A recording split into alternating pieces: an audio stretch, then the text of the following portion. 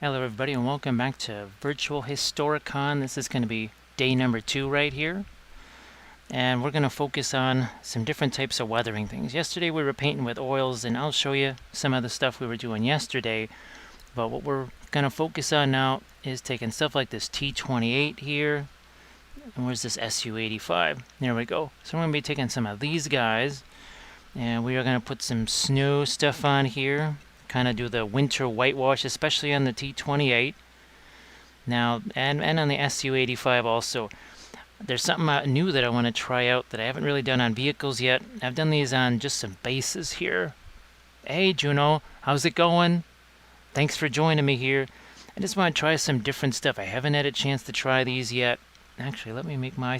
Well, you can't see the difference, but now my screen's a little bigger, and I can see what the heck I'm looking at. So we got some dust here. Then there's some rust. And where's the dark rust? Here it is. I just haven't really had a chance to try these on an actual vehicle. And there's 4 of them here. Yeah, so we'll give these guys a shot. We'll have to probably break out the wet palette too. And then I thought maybe even just to see if the winter wash can work with this. Now the other thing that I want to try is rubbing alcohol and of course weathering powders, because that's how we did... Where'd you go? There you are. Because that is actually how we did this T3485 right here. Let's see, quick question. What's a good source for the refrigerator magnet sheets? Generally, stuff like Hobby Lobby. I think that's where I got mine. You might be able to find them at Michael's. Might be able to find them at Michael's too. Oh, actually, if you're looking for just smaller magnet bits, oh, here we go.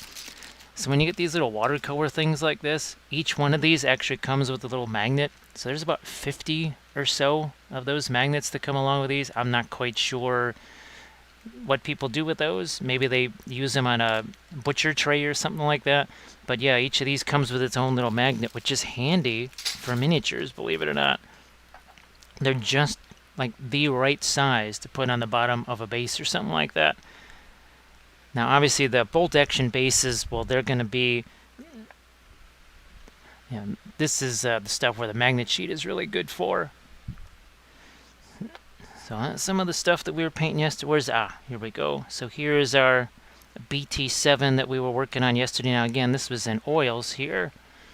And that was very fun. Look at this. We got the Roy experience. How are you doing? Welcome back. Sorry I'm a little bit late. Actually, I'm not as late as I thought it was going to be. But I was really hustling to try and get stuff ready. I was not expecting the other stream to go till 2 o'clock in the morning, I believe that was. Yeah, that was a wee bit later than what we were expecting. So we're actually, this is a captured finish T28, because this is for a friend of mine. It's for his fins. And we're just going to work again with some of our... Is this... Oh yeah, this is... Oh, and it wasn't magnetized. Okay, that's just blue tack down there. And we've got the other 2 turrets there. Now we're also... This is just going to be snow extravaganza, especially at the start here, because I want to do some of my snow effects on some of my winter Russians that are painted. Hey, Asmodee, how are you doing? Now I'm just go for the initial part of this. It's going to be all about snow effects, like this. And where does my there it is. Doing winter whitewash, doing stuff like the icicles, doing the snow, doing the mud effects. We're also going to be trying out... I've used these just on bases, but I've never actually had a chance to use these for their intended purpose. Mixing and jamming paint into the bottles. Yeah, I was going to do some more of that here. Here we go. So yeah, you can see that I was busy yesterday doing that same thing. That's the ritual.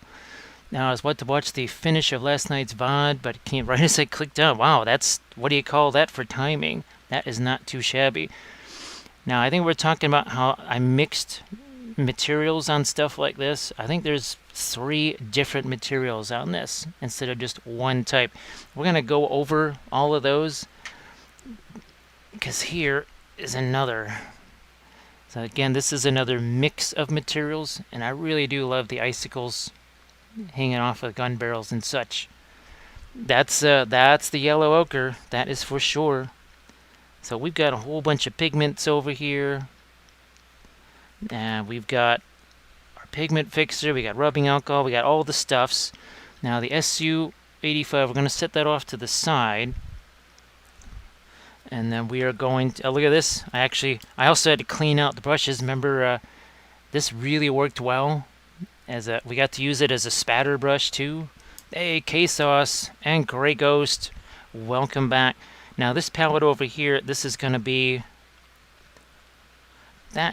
for our weathering powders and such. But we're just going to break out the wet palette here. If I can open that thing up. There we go. That's in the right spot. We'll give this a spritz of water. Actually, I found that this is really handy to have with the wet palette. We'll just shoot that a couple of times. Let's throw out, let's try this dark industrial and the black soot. Now, some of these might be brand new, and you can hear that sound. So that was intriguing. I'm not quite sure what's in here. Water-based liquid pigment. It doesn't require fixer. So it says powder-like finish. I haven't really used it enough to know, is it actually a powder-like finish? But it is very thin. Oh, I know the first place I used these. Now, it's going to take me a while to cycle down to my terrain, but that is where I first tried using those. Actually, see that terrain piece on the left-hand side there? Yeah, that's the first time I used those. So I was using it on terrain and bases. Haven't actually used it on a vehicle yet. Hey, Deck Knight, how are you doing? So let's see if I can keep some of these a little bit separated. So this is going to be the dark industrial. I know we were using this. Kismet yellow ochre. Man, this is first there was the timing. There was the timing with Juno, and then there's the timing with you. So okay, there's a nice little gray right there. That's our rust.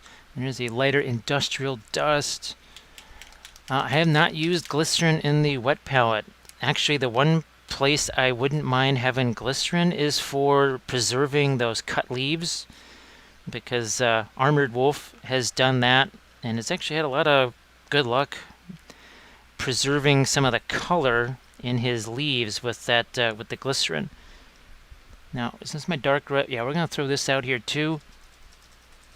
Am I missing any? Not missing anything else. Yeah, let's get this over here. I could also put this in little watercolor trays, but okay, so that's interesting. That's kind of a reddish. Let's see what the medium rust looks like. Let's give this a gander, see what happens. Oh, there you go. There's an orangey rust for you, but that's really thin, which is interesting. So, light rust, and we'll throw those out maybe later. We'll wait on those. Those are from Green Stuff World, by the way. Now we've got our water over here. Let's just grab ourselves a brush. We'll leave the white dust off to the side here. I think we're on screen. Let's just make sure we got a focus. Hey, we got Chrysalids. How are you doing? Dixon of Dock Creek. How are you, folks? Oh, thanks, Jake Cleve. Here, let's get what Peleus doing a dance. He likes the gems until he gets run over by a tank. That makes him sad. But thank you so much for the cheer. It is appreciated. We're going to dive right in here. Let's get some of this. And this black going here. Let's thin it down a bit. Maybe even lighten it up just a touch with the gray. Maybe not quite that much. I just want to see what happens, because I've not really used this stuff. I want to see what happens. Just how intense is it? Does it just kind of stay in the crevices? Does it leave watermarks? You never know till you try it. Gonna mix a little bit of my black with that. I got sponges handy. I have no idea just what the drying time on this. I mean, it's acrylic product. It shouldn't take that long to dry, but you know how it is. Some just take longer to dry than others. All right, so we did that.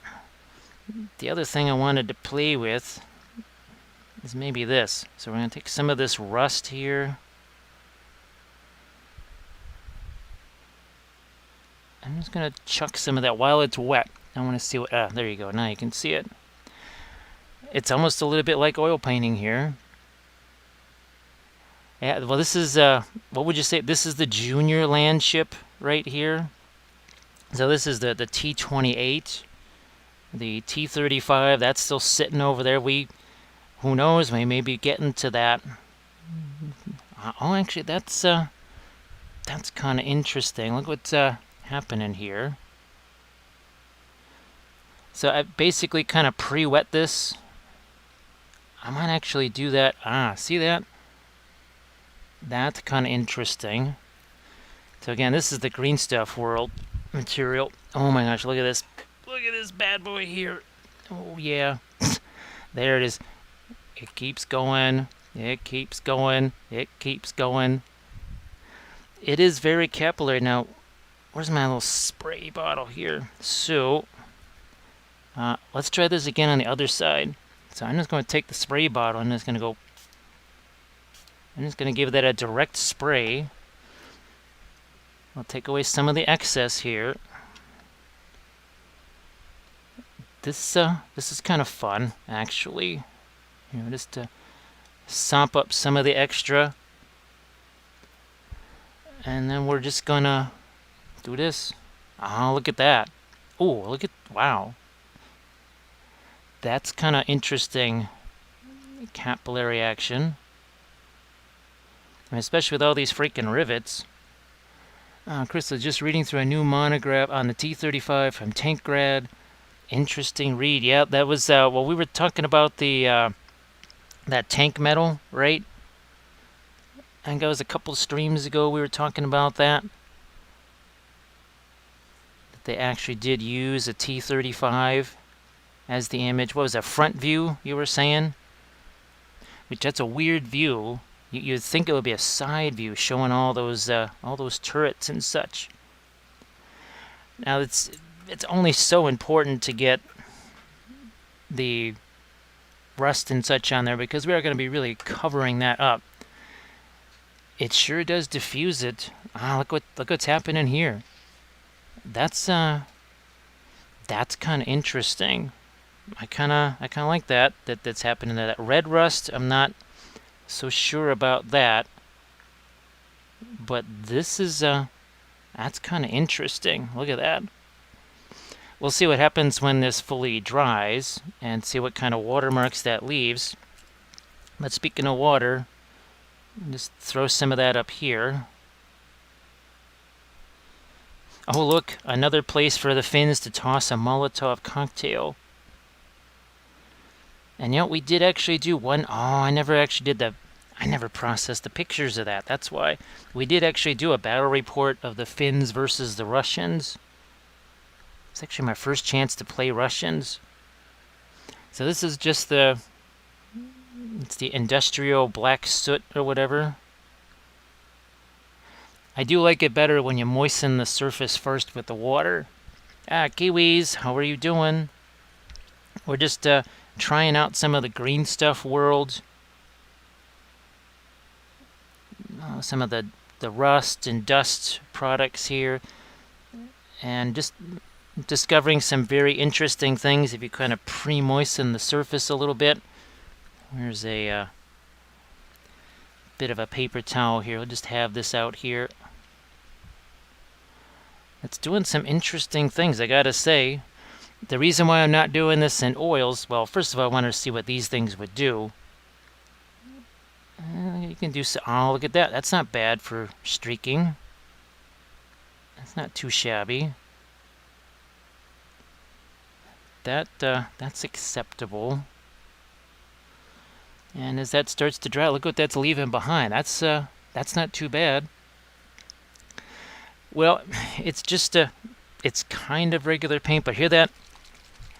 I don't know if you can hear the sound of the agitator in there. What we did do, though, is we took some water here, and we spritz the whole surface.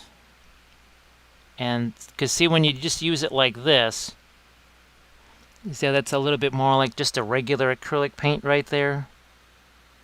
I mean, it has a little more capillary action, but when you hit it with the water first, you could see how, like you say, it really does diffuse the heck out of it, which is nice. And we'll just we'll try some more streaks here. Here, let's get our black. Basically making sort of a tracks wash out of it. It's weird that I have not actually had a chance to try this stuff kind of for its original intended purpose. This is the first time I've had a chance to do any vehicles with it, so very fun. I can see that it does want to leave some watermarks, though. It will leave, okay, so it will leave watermarks. I'm going to try and manipulate it here while it's wet, see what happens. Here, let's get a little bit more, and we'll just sort of rust that up. Yeah, it's kind of well. Now, of course, we did, I think you were able to see this last night, what we were doing on our BT7 over here. And yeah, there's your mud spatters. That's our homemade mud right there. That had, look at all that texture in there. We'll do that again, except instead of oils, we're just going to use regular paint this time. Let's see, crystallite maybe contains a surfactant like washing up liquid to break the surface tension. It must have something like that, because it does flow, and that probably is why it has those agitators in there. I'm just guessing. Now here, let's throw out one of the light, let's throw this out there. We got Angry Ham back in the house. How are you doing? Yeah, well, now, or are we looking for a good draft choice and we're just tanking? Are we tanking for a good draft choice? That's the next question. Now here's a little bit of the orange rust. Chuck a little, yeah, let's redden that up. That's a little too orange. But that's, I don't know. Oh, look at, there's actually a little bit of sedimentation right there. That was the black soot that I used. So that's interesting. It's almost like Jack's Beanstalk. Angry Ham is totally beat since the day was long. The list I can sympathize with that. Hopefully you get a chance to just kind of maybe chill for a bit here. Well, you're going to be chilling because we're doing snow. So you're going to chill. You got no choice but to chill. We're chilling with the Red Army here. And gonna see what happens when we do this. Let's see what we can do here. We got a little bit of the black in this too. I'm just gonna get some of the stuff out. We'll take our water here. I want to see what kind of streaks do we get with the acrylic material here. I mean, we already know what we get with the oil, but that's kind of neat. It seems to be moving north this fall, so it's a fitting theme. That is for sure. Here, let's get the rest of the top side of our hull here.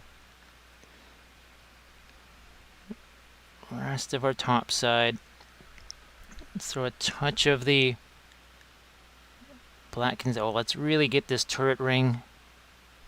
Let's really hit that pretty good.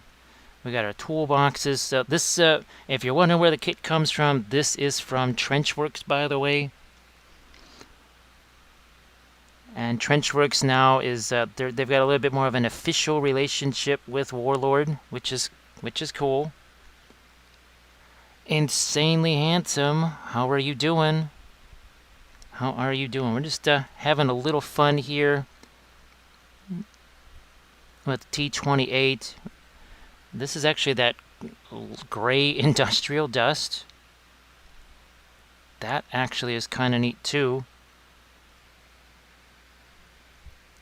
So hopefully today is a mellow day for you as well. We are going to throw in some more of our red rust here. Let's just move this along. I'm using the brush to alternately put the stuff on and take some of it off.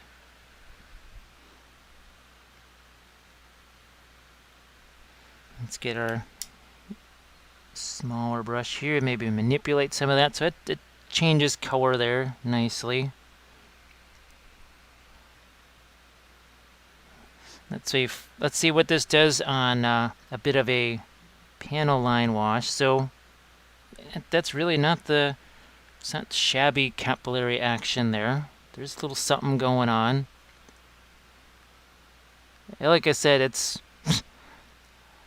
since it's going to be a wee bit of it's going to get covered, like that. We're only going to do so much of it. Painting your own little Blood Rage mini along with me. So, boy, you want to start an argument in any Bolt Action Facebook group or anything like that, just type in 1/48. Oh my gosh. Even though the vehicles really should be just 1/48 scale, and I'll show you something in just a second, because we're going to maybe let this have a chance to dry here for a second. Look at that.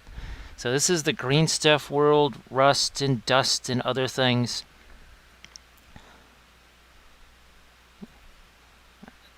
That does some decent work there.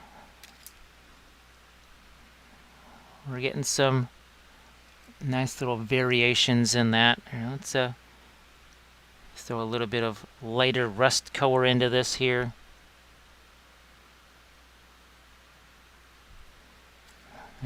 We'll let that have a chance. Thank you so much, Angry Ham. That is appreciated. Here we're gonna do. He's gonna grab that.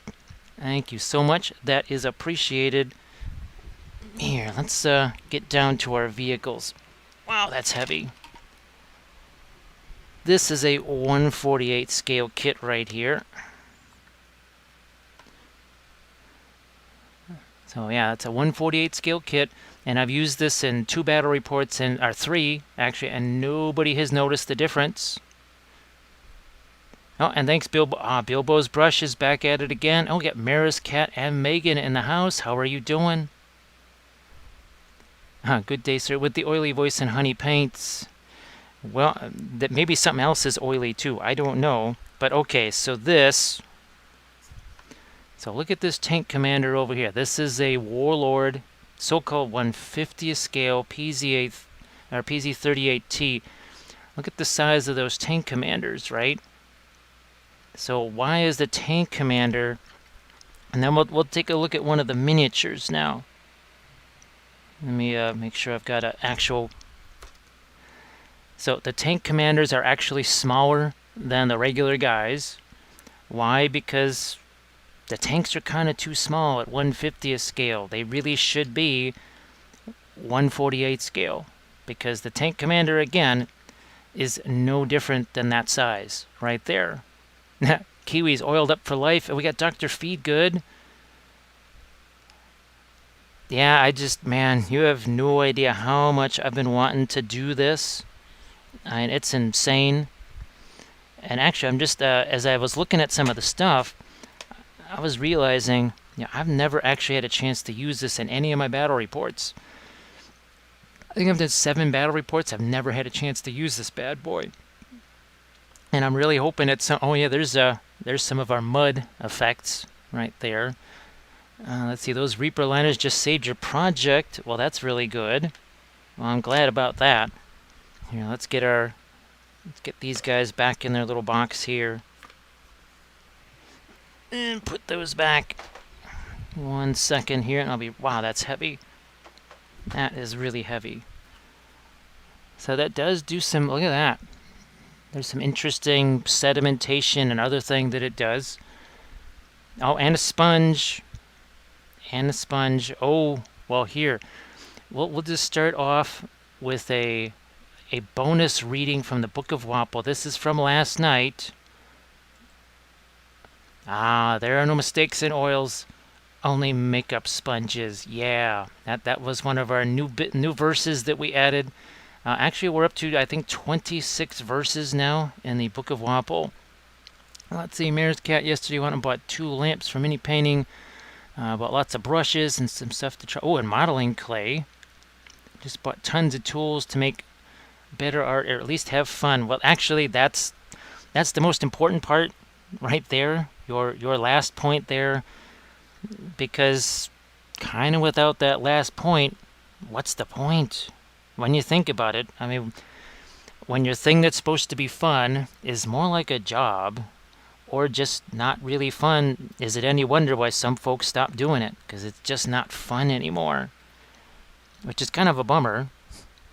So definitely making sure that it's fun, that's pretty darn important. So speaking of sponges here, we're going to sponge some of this up. So this is another little application that we're going to do here. I might actually cut down my brightness just a tad. And we're also going to use our brush to wipe some of this away.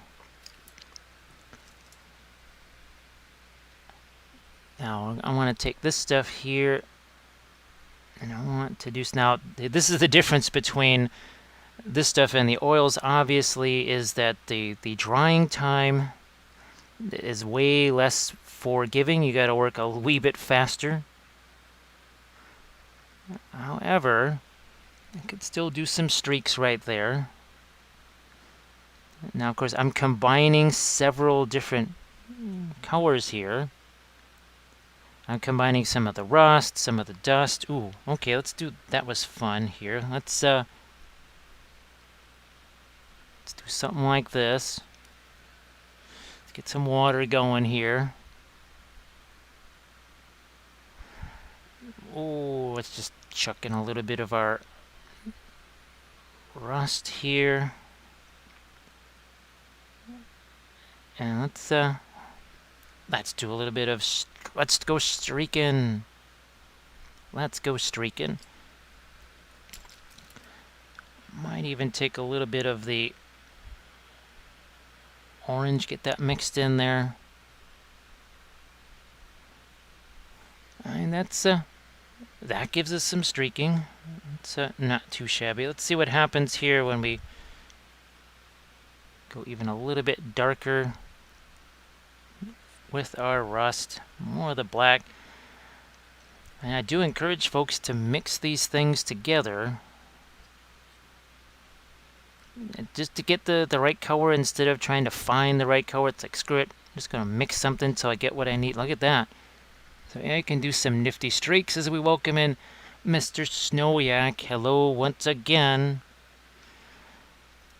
Yeah, I was only a little bit later than I thought I was going to be. I thought I was going to be a lot later, but this time just a little. Now let's see, as someone who grew up on 1/35 scale tank, the proportion company's figures varied to ridiculous degrees. Tamiya's small and light, and the Essie figures looking bigger than 32nd scale. We're going to be doing a couple of different ones here, Snowyak. And just, I got to keep up here with the... There. Since this is acrylic that we're using now, I actually have to kind of keep going. So these are well, this is a Russian tank, but it's being used as a captured Finnish vehicle for Winter War 1939. Let's just get a chunk of the orange in here and push some of this around. Can even use my finger. Can use a sponge. So this is the T28, and well, you saw the T35. Holy smokes! So this is also from Trenchworks. This is basically a solid chunk of resin, and you can see the... Oh my gosh! Look at the T28. Looks like a monster. Look at that T35. Megan is doing okay. I'm glad you're doing okay, Megan. Now I really do I want to be able to get to one of my big kitties here. That's something I'd really like to be able to do. Yeah, this one is kind of the junior. We call it it's the junior beast. It's not the senior beast, it's the junior beast. And we're going to just take this, put it up here, see what kind of streaks we can get out of this. It's not too shabby. Let's get a little bit of our black up there. It's almost like we're doing some chipping already.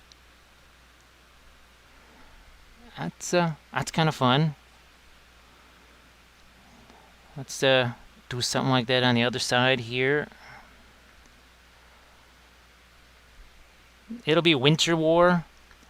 Now, of course, my bolt action partner, he wants it to be Continuation War so that he can use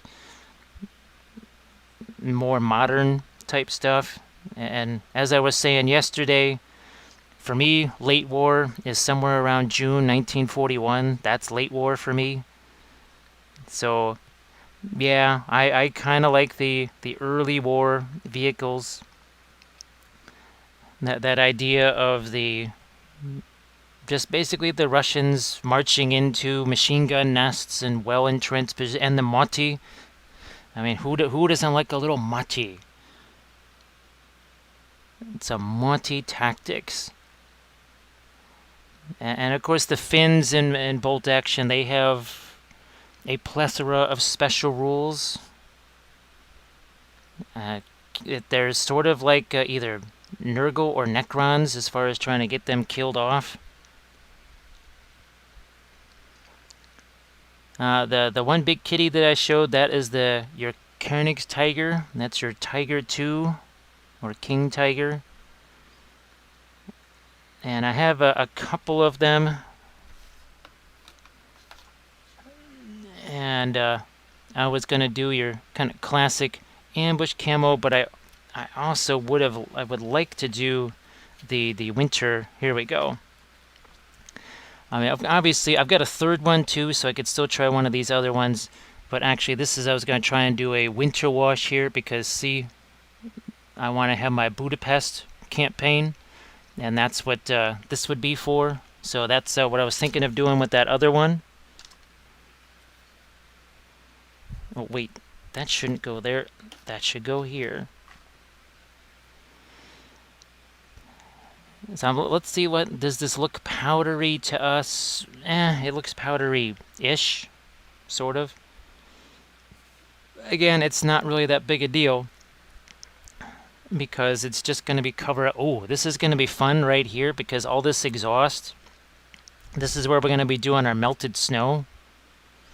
Oh, this is going to be very fun over here. Now, are there Georgians in bolt action? There's no specific Georgian. Now, there are in the campaign books. There are, yeah, you've got obviously Case Blue, you got Citadel, you've got the Stalingrad campaign. So in some of the separate campaign books, you will see other units and other special things mentioned there. So bolt action has kind of some multiple levels to it. There's kind of your regular sort of gameplay, but then for me, it's all about the scenarios. So see, we just rusted up that exhaust there. Yeah, we're gonna have some fun doing the melted snow over that. Very much. Oh no, not this one. It's the Panther over here. Let's grab that. So see how we did the melted snow over here, and then the icicles and see that wet coming down. We're certainly going to do that back here. Let's get a little bit more of our lighter colored rust. I'm sort of liking the green stuff, world stuff. It's getting the job done. Here, let's Now, I do prefer it in these combinations, though, as opposed to just the raw. Okay, here's this color rust. Here's this color rust. And once again, this is a Trenchworks T28 that we're working with right now.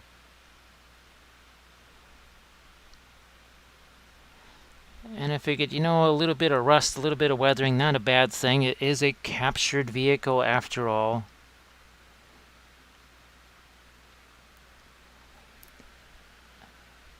I'm going to think about a bit of staining around here. Around these edges. Grab ye old craft brush.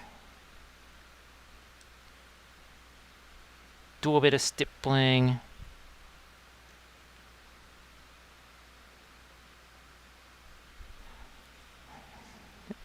And we could, you know, I'm going to grab, speaking of liner paints, I'm going to have a little bit of brown liner. I'm going to throw this out here. That's going in the corner over there. Take one of our makeup sponges here. Let's do a little bit of some stipple. I'm going to get just a touch of that rust color in there. Yeah, now this, of course, I got to remember this is not oils and that it will dry. It's going to dry a wee bit faster. We'll focus on some areas here that will certainly get a bit more of the chipping first. And again, if you're wondering why this is gray, it's because we're going captured finish vehicle. It's kind of what was asked for. I'm not sure when we're ever going to get a chance to play this again.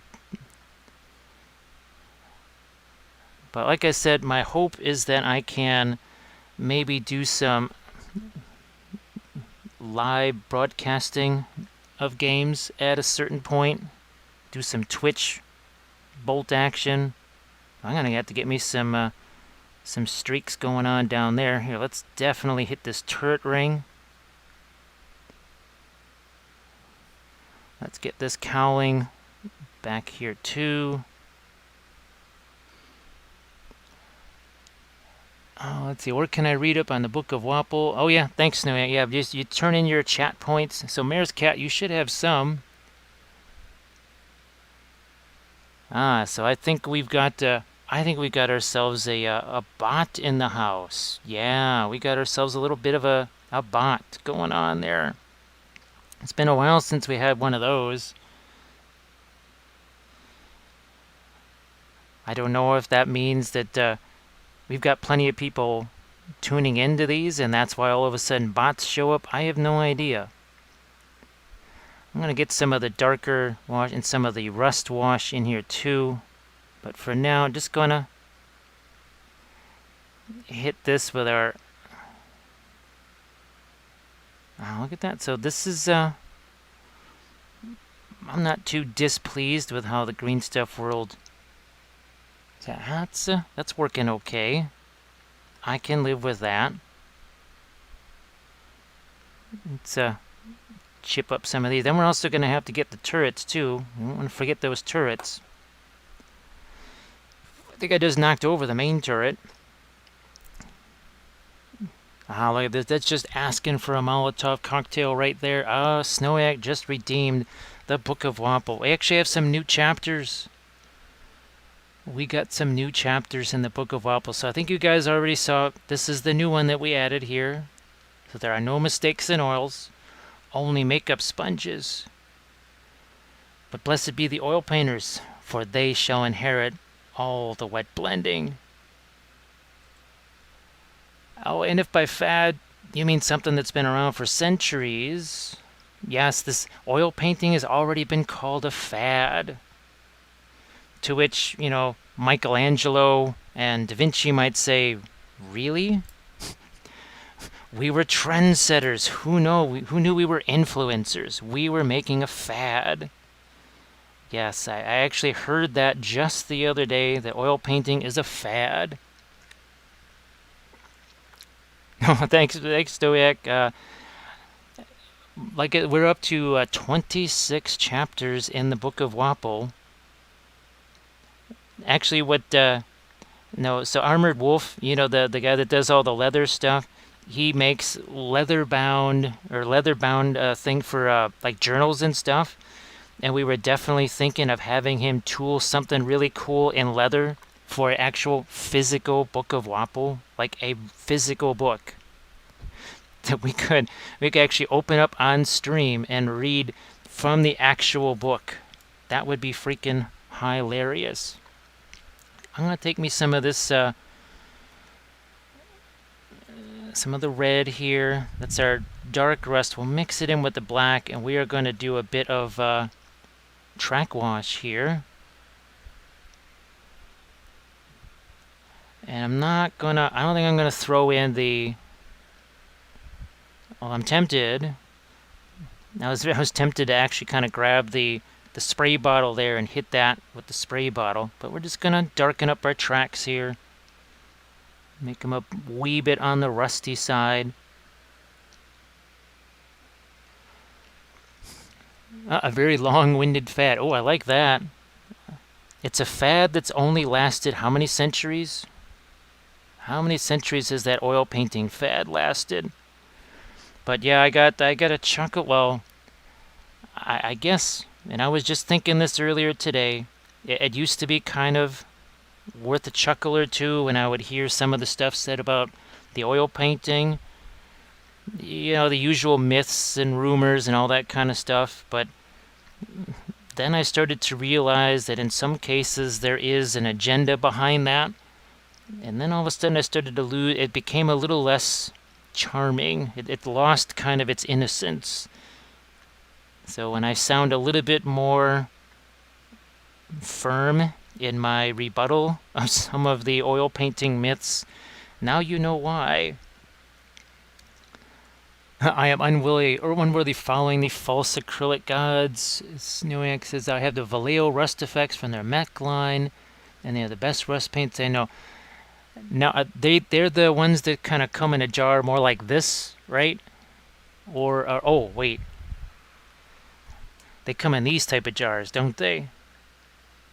I bet this must be the jar they come in, Snowiak.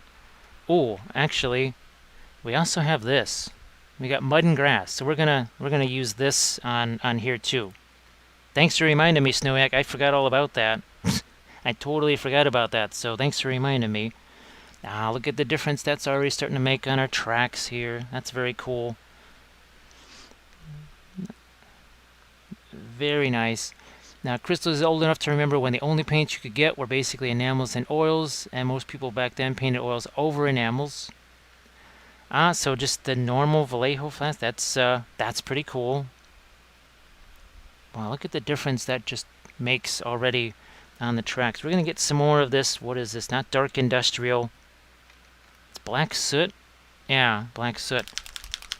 Listen to that agitator sitting in there. Ooh, the other thing that I was tempted to possibly do is take stuff like my darker pigments and hit them with the weathering powders, or with the pigment fixer, because that's how I actually did the most recent terrain tutorial.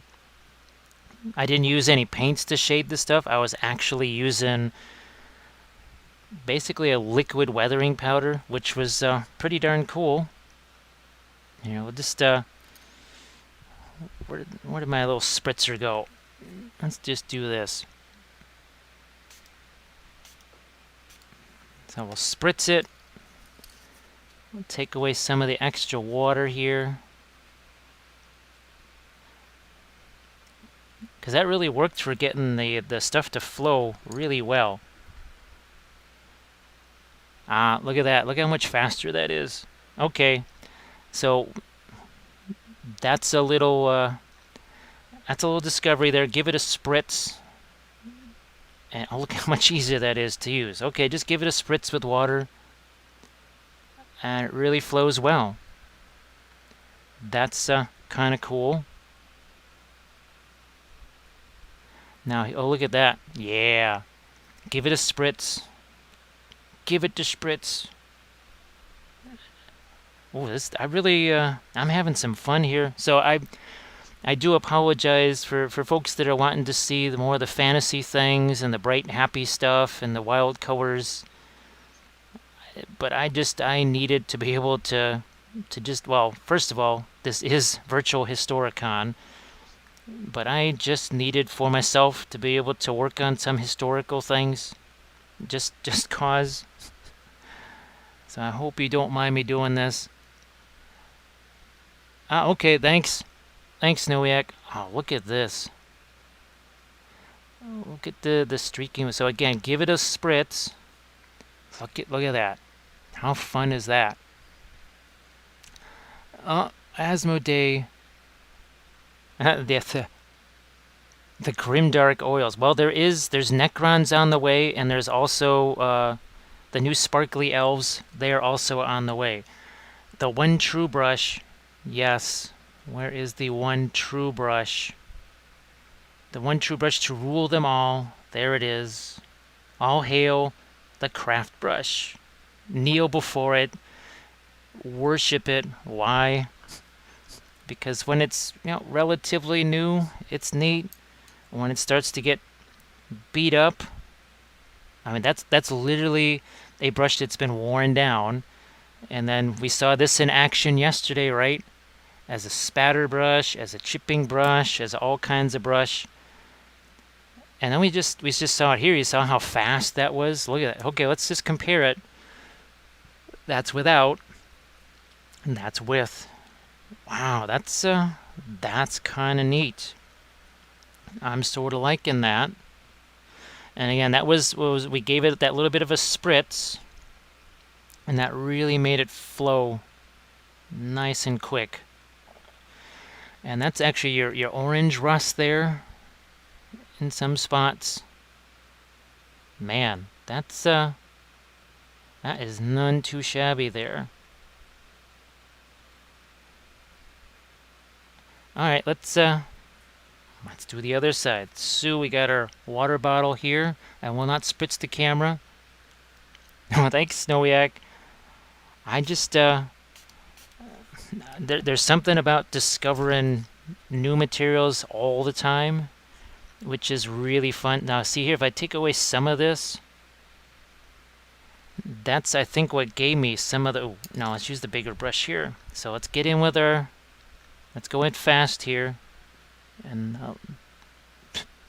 let's not bash the camera there too much. Let's get some of our darker stuff going here real quick, like... And then let's start to get some of our rust in here. That's that reddish rust.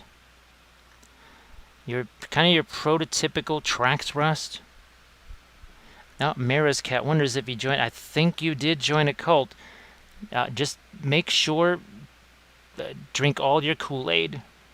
Drink all the Kool-Aid. Drink it up. Drink all the Kool-Aid. Make sure you drink your juice. All those little cups over there, make sure you take a nice deep swig from those cups. All right, where's my medium rust? Oh, actually, I don't think I've tried the light rust yet. That's medium rust. We haven't tried this one yet. Let's see what this does. Oh, we did the orange rust. Oh, look at that. Okay. Let's try that color. We haven't tried this one yet. That's a nice one. Now we got a little bit darker rust going on here. Let's do some streaks, why don't we?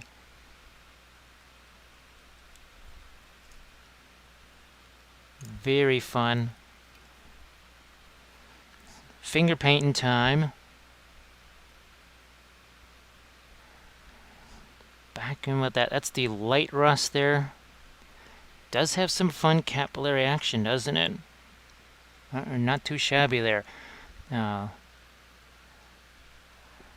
that's... I really was hoping, Mara's Cat, that it would be something like that.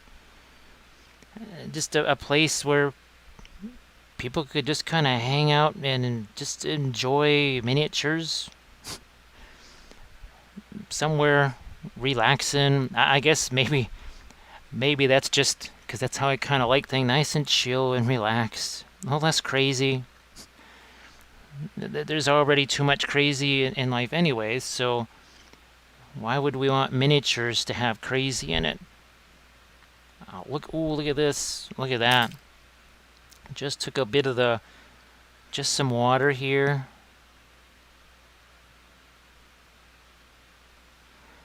That's pretty fun.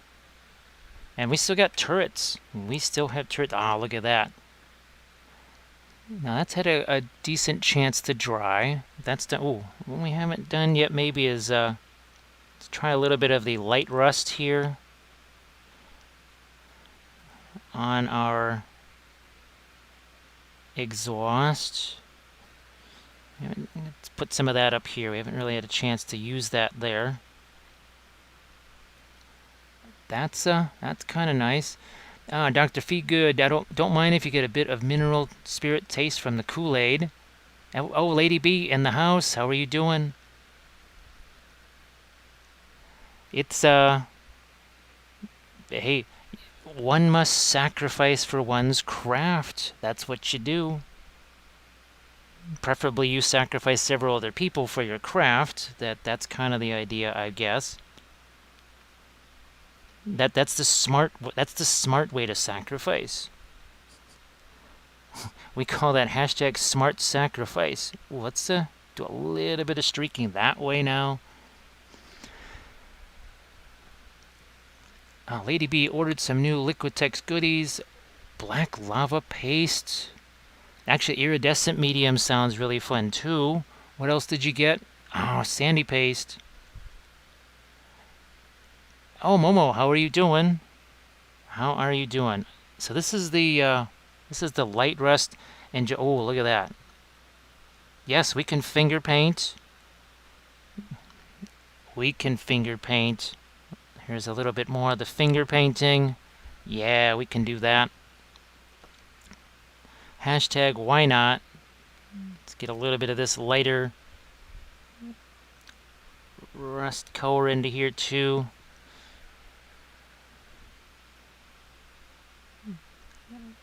Maybe even a couple more streaks over there. I just want to make sure that we got everybody. I think we got everybody. I know I've already said it a couple of times. This I've been looking forward to this for weeks. And by weeks, I mean several weeks. Because I really miss, I think you can tell, I really miss doing the historicals. I mean, for crying out loud, I have 17 bolt action armies. Yes, I have a bunch of Lord of the Rings armies, and love me some Lord of the Rings. But just being able to do stuff that I could see, I could go to, well, if I was in the UK, I could actually go to Bovington Tank Museum and see these things actually moving around. There's something about that extra hint of real. Oh, look at that. Just adding that extra bit of lightness there. Is that not fun? Are we not entertained? Oh, look at that. That's a little secondary rust action being added to that. Man. This is just too much like fun. The iridescent is like metal medium. So, yeah, Lady B, I'm thinking. Oh gosh, it was pearl white. It was a thing from whatchamacallit for Reaper Miniatures that I really liked. But that's just a paint, a medium. Actually, that sounds really fun. Maybe even for some wild, crazy water effects and stuff. So Angry Ham is it's been a long day at work.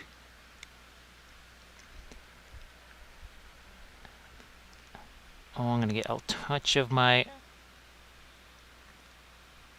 lighter rust right there. Yeah, let's really get this going into the corners over here. It is ironic that we're going to be covering this up. Oh, I hope you don't mind, I might actually snap a picture of this. If you don't mind, I might snap a picture or two of this at this stage here before we do all of the... Oh, look at this. See, this is the other thing actually I like about the early war vehicles, is that they kind of let you do stuff like this. Now, what I'm going to do is I'm going to go back in here. This is that light industrial here. And I'm going to do something like this and see what that looks like. Just curious. I just want to see. So actually, Tank Fest is September if you can find a way out of the U.S. Now, I swear, last year at that the Tank Museum, they had a Char B moving around, and the thing I took out of it was this thing actually is way more nimble than I expected it to be. It was way more nimble. Yeah, you just kind of think of it as, well, the Steel Colossus, right? Slow, hulking, whatever. That wasn't slow. Now, granted, it wasn't exactly climbing up hills or anything like that, but I was impressed at what the Char B could do. Now, let's do some of this here. Again, this is the light industrial. This is the gray. And we're just kind of restoring. It just happens to be very similar to the gray that the Finns apparently painted this in. W-Dub is back. Let's see. Sorry, but why would they make blue tanks? Well, this one right here, this one is actually gray, but did you see a blue tank at Tank Fest? I would be very curious if that's what you saw. I'd be really curious at what the deal is with a blue tank. Well, it could be... Well, no, UN tanks or vehicles, I should say, are white. What am I using? Is this the... Is it? I think that's the dark industrial that I'm using. So that's just basically a gray-ish type color there. So how are you doing, W-Dub? Angry Ham has not started a cult or won a lottery. Okay. Yeah, it's definitely... I want to say it's a kind of a neutral gray. Now, ironically enough, it's going to look more like this when it's done. It's so much of what we're doing is going to be covered up.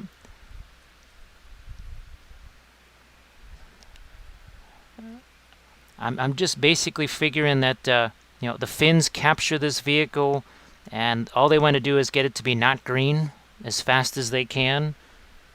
And then we're going to hit this with, again, the winter whitewash, and our snow. Man, I'm just...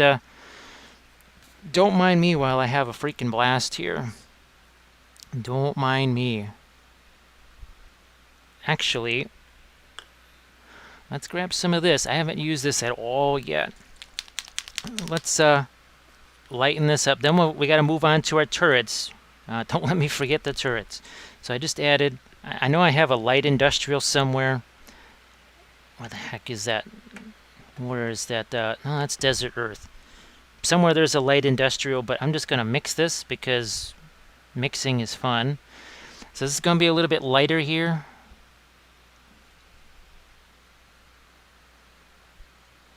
It's going to be a wee bit lighter. And I know we're not working with oils, but this stuff has a longer drying time in some ways, especially when it's not thinned down with the water. Look at that. That's kind of fun. So let's grab our bigger brush here. Yeah, we just got some of that white mixed with the dark industrial, and we're just pushing this around here.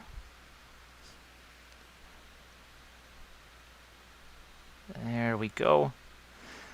Now, it was interesting when I kind of studied the whole philosophy behind Dunkelgrau, and that's your typical early war German gray. Oh, Yes, Chrysalids, a wee bit of a discussion, you bet. The whole idea behind Dunkelgrau was that basically the tank would be in its environment and it would become covered in its environment. So that's when people say, "Oh, that tank is too dirty, too muddy, whatever." I say, "Well, the whole theory behind Dunkelgrau is that it would take on whatever the like if it was in Kursk, well, it would be covered in Kursk soil, that kind of yellowish brown dirt. And if it was in the Pripyat marshes, it would be covered in some kind of darker mud or whatever, which worked fantastic until it rained, basically, which is why I think it was in the desert where they finally kind of said, all right, fine, we'll paint these something else, because the Dunkelgrau just didn't work there. It just presented too much of a silhouette, and the sand did not work quite the same way that some of the other materials did. So here, look at this. Look at that. So it is a little bit of a different approach than the oils. It's a little different approach. But I'm really liking the... Yeah, so again, these are the... your dust, your rust. Where the heck is the industrial? Yeah, there's your black soot. And somewhere there is an... That's your dark industrial right there. It's Angry Ham says, one of my grandpas was part of the finish. He never spoke of it. Just found out when I got older that he was made of true grit. I'm telling you, when you read about, well, actually, I mean, some of the machine gunners basically went insane because they just sat there all day just mowing people down because they just marched right up to them. And eventually it had a very negative effect. But then, in bolt action, they actually have the one sniper that I believe had 200 and some odd registered. The White Death. That's what they called him. Yeah, the White Death. He is a special character for the Finns. And it's pretty wild to think that the overall commander of the forces, Mannerheim, couldn't actually speak Finnish, barely. His Finnish was probably not that much better than mine, and I don't speak Finnish at all. Yep, the White Death. Let's see, it was chosen for its neutrality, which worked well in Europe, not so much North Africa. Yeah, it definitely didn't work too well in North Africa. Well, and you have to figure in Europe there's a lot of... You got that kind of cloudiness and gray and such. Although I keep thinking... oh god, it was Zilo Heights, where the Russians used those spotlights, and I think it was supposed to terrify the Germans and blind them, and all it did was silhouette the troops.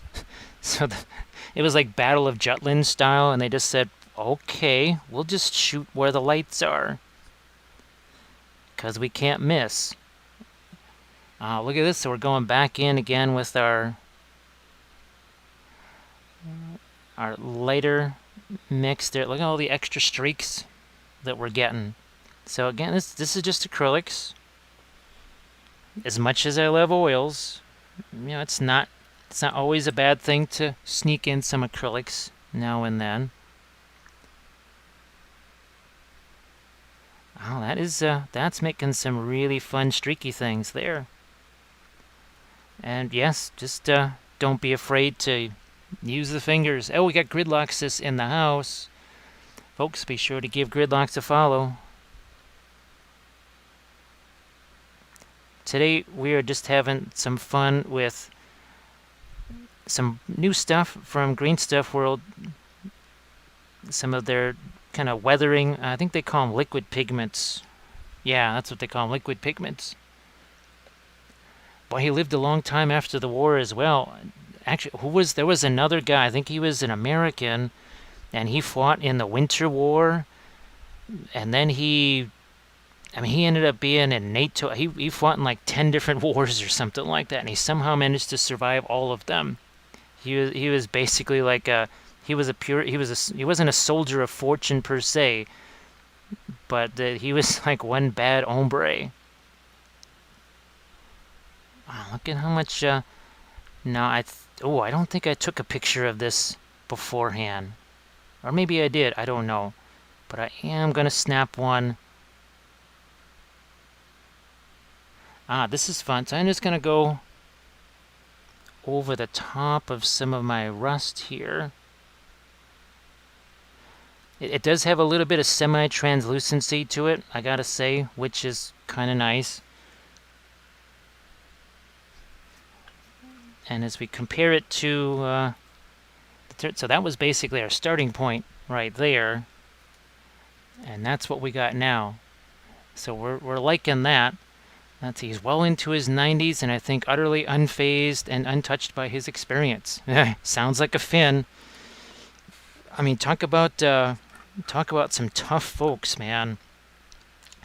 There was, what, maybe 125,000 of them versus somewhere in the neighborhood of 800,000 to 1 million that just kind of tried marching it from 3 different locations. So again, don't mind me. I'm just going to snap a bit of a picture here. Let's there. So yes, I'm arranging the desk here. Give me 1 second. You'll probably even hear the sound of the camera doing its thing. Just going to move this here. Get a nice little picture of what that looks like right now. So we've got ourselves a record of it. And I think I'm going to move on now to the turret. And we'll get it. Look at all that stuff. I mean, how long ago? This is what it looked like. And this is a big old T-28. So we'll set you over here. Let's get our turrets out over here. It is still funny to think that we're eventually going to do this to it. Alright, do I need to... Oh, okay. Did you see that dust fly off of there?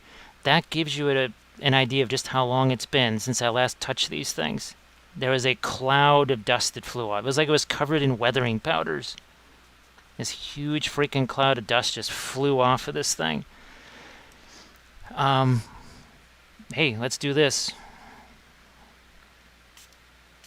Just water, by the way. So we'll spritz, and then we're going to get ourselves a paper towel here. We'll just soak up some of the extra stuff that we don't need. The Finns had one of the best SMGs. Yes, they had. It was, and those Mati tactics were just freaking unbelievable. And they would take, they would tie up battalions and brigades with 20 guys who weren't even there. Oh, actually, there's a, check it out. Actually, it was made for Russian TV, of all things. Now, of course, it was a little different era. It was maybe, I want to say, 8 or 9 years ago or so. But I think it was the Winter War, and there was a really fun scene where they show this basically 4 Russian soldiers. You got an NKVD, and I think it was 3 other guys with them. And they're just standing there with these really surprised looks on their faces. And basically, the Russian sentries, they came up to him, and they're trying to get him to give the password. And these guys don't respond. They say nothing. Well, it's because and then they got closer. They saw that all of them had their throats cut. And because it was so cold, they froze in that position. All 4 of them were frozen standing up. And apparently the Finns would make scarecrows out of them. They would basically kill them and stand them up in the cold because they would freeze that way. And that was, they were like scarecrows. And they were designed to spook the invaders, which apparently worked really freaking well. Karl Janosek, yeah. Now, I don't know how familiar anybody is with the Sausage Wars, but that is actually something that, again, it got kind of interrupted by everything that's going on. but we actually have the stuff we need to do this particular battle report. So the Finns, they had these mobile kitchens. Actually, they have mobile saunas too, but they have mobile kitchens. And because they were so adept at supply and everything else and moving around in their own territory, they were always very well fed. The Russians, well, they were Russians. They were left to just freeze and starve. And the Finns, they were basically cooking all these sausages in one of these mobile kitchens. Oh, you definitely need a good sauna. Let's see. Oh, I'll catch you later, Snowiak. I'll have to tell you this story the next time you're in a stream then. So the Russians could smell these sausages. They could smell, and it drove them nuts. And eventually it drove them so nuts that they basically almost tried walking over to the camp just to try and take these sausages. And of course, they got mowed down and captured. So what we wanted to do, look at this. Look at that nice little, here, let's do some streaking over here.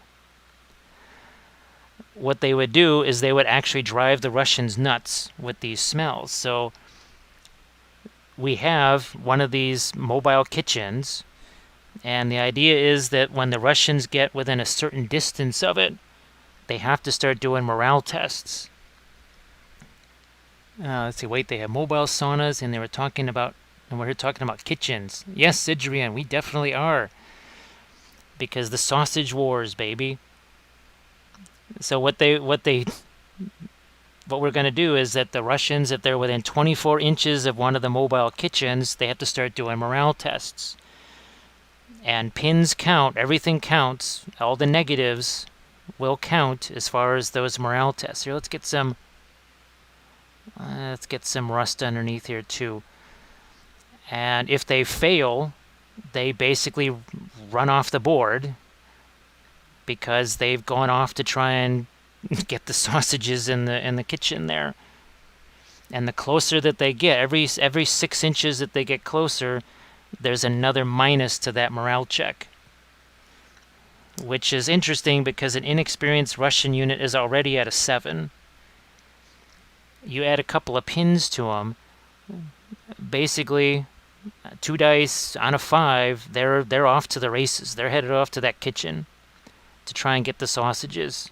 So yeah, we were going to replicate the sausage wars. And then of course the hilarity ensued and we weren't able to do that. Hopefully maybe someday we get to do that. Because even if I wanted to, I could not do that as my own solo battle report because the only Finns that I've got here is this tank. All the Finns are at the other house. So, sadly, until that happens, we won't be able to do our sausage wars for you. Gridlock is a sucker for good... Oh, we got Kasperatin. How are you doing? Kasperatsin. Sorry. I forgot that last Z. Now, I was just going to ask if they give morale boost. Well, they give morale negatives to the Russians, to the Finns. They just laugh. They laugh quite profusely at the Russians as they emerge starving and frozen from wherever they were hanging out. Yeah, let's get a couple of more little bands of our oxidation going on here. Maybe some... That's really not much of a mantlet right there. Okay, this thing, I have to say though, in early war, you laugh at these vehicles, but when one of these goes up to any kind of a squad, that squad goes away really fast. Because machine guns, those hurt when you're not in a vehicle. Oh, we got Mel back in the house. Let's see. I think we've got... it's definitely all about those priorities. Now, I think we will grab one of our sponges here. Oh, it would seem that our brown has dried out, so we'll just use this and see what kind of little bit of chip-in we can get, especially on these turret overhangs. Definitely like getting those on the turret overhangs. Hatches, got to get them on hatches. Let's get them on this leading edge here. Let's get some more of our chips on here. I might actually be able to turn up the brightness on this, perhaps. Until we have to start doing white, and then I'll have to turn it back down again. Got a little bit of our chip and stuff here. We'll go back in with that light industrial because that was kind of fun to give even more dimensionality to our streaks. Here it is. So there's our white. We'll add that to our dark industrial.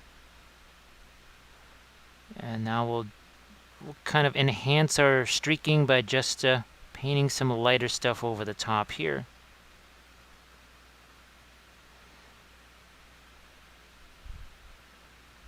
And it should be interesting to see what happens when the snow effects hit this too.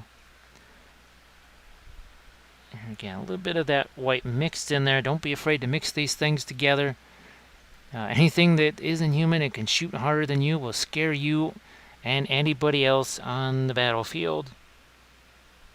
Because, well, that's, and here's the thing too. So, people, and this is when I first started playing Bolt Action. When I first started playing it, the folks that I was playing it with, to them, World of Tanks was a history text. And of course, what did they want? They wanted Tiger 2s. They wanted all that kind of stuff, all the late war vehicles. And I said, well, that's fantastic. But they couldn't understand why the early war tanks were so devastating. And I said, well, yeah, that's very lightly armored. It does not have 4-inch thick armor. But you also have an anti-tank rifle. You don't have a Panzerfaust. You don't have an 88. You have an anti-tank rifle or a Molotov cocktail. Or if you're a Finn, you have a log. I mean, literally, you have a log, which they would shove into the running gear to stop the tank long enough so that some dude could chuck a Molotov cocktail down into one of the vents. Yes, Kasparatson, this is it's for Bolt Action. And this particular T-28, this is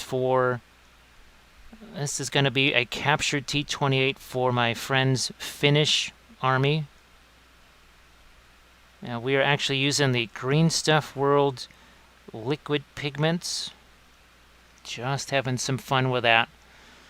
And what we're going to do, once we get this aspect of it done, we're going to do some of the winter wash and get some snow and some mud on it, like so. The things that you can do with a log. What was the... Kathy would know the name of that. Was it Ren and Stimpy or something like that? Wasn't there a song about a log? And that's... Whenever I would see... And they actually showed in that documentary I was telling you about... They showed the thing with the log being stuck into the treads of a T-26... And that's all I can think about is that stupid song from Ren and Stimpy. It's better than bad, it's good. Now, you can learn a lot from the Ewoks. Yeah, so that's basically what it was, this whole kind of Ren and Stimpy vibe going on. So, okay, we've got our turret that I do believe aligns itself pretty well with the rest of our vehicle here. Now we've got these two turrets right here. blow the dust off of those. Where's my spritzer here?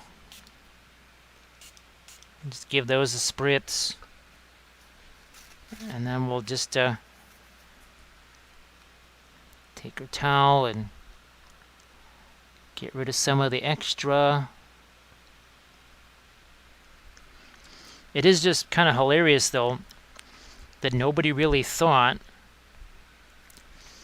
that these tiny little turrets, you can't give those much in the way of armor. Being in one of those is hot as heck and uncomfortable. Oh, great Panzer of the... Oh, actually, that's... Yeah, we've got to... we got to incorporate that somehow. The Panzer of the Lake. Well, there was... wasn't there a meme? Well, when I was last frequenting the Bolt Action Facebook pages, there was a meme that was going around, and they were pulling I think it was either a Panzer IV or something like that out of probably one of the Russian marshes or something like that. And that was the phrase that was attached to it. Oh, Panzer of the Lake, what is your wisdom? Okay, let's just pop ourselves a little bit of our rusty stuff on here. Like you do. Water that down a bit. So this stuff, I'd have to say this is reasonably successful stuff right here. I think it definitely passes muster, which is good. I was hoping for another option outside of the usual oils because, well, some folks might want that, and it sometimes just you don't have time for the oils. And this seems to be a very good kind of in-between sort of thing.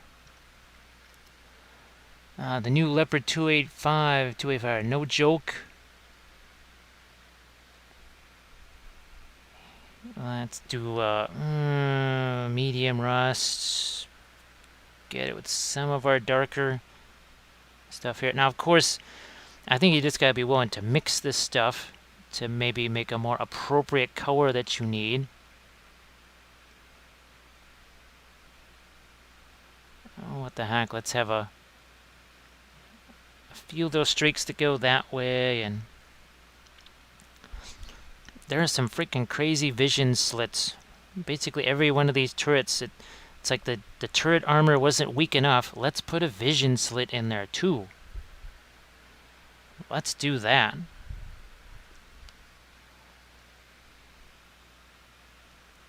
Couple more of our little guys right here. So what actually I'm going to do is I'm going to take that SU-85 and I'll do some of the snow and such effects on that because I want this to have a chance to really set up and dry pretty thoroughly here. Now we're going to need to do some of our chippy things on these.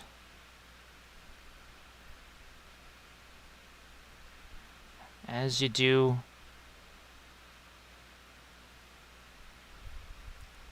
I keep thinking this is my oil one, and that was usable for quite a while. That was fun. All right, so our turret's now reasonably caught up to where our T-28 is. So we're gonna let that go. I just found one that says, "Oh, Panzer of the Lake, what is your wisdom? Paint the models you already have before buying new ones." Ah, there we go. Always playing Lord of the Rings, so intermittent.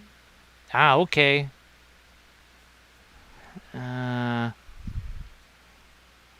Do I feel the need to add any?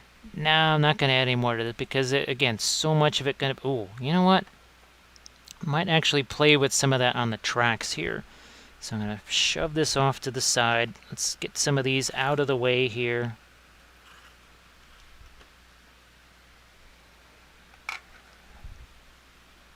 Yeah, I'm going to get some more. What is this? That's dark industrial. Where's my black? There's my black soot. We're going to take some of this and we're going to... I think we'll hit the tracks again here on this SU-85. which means let's target the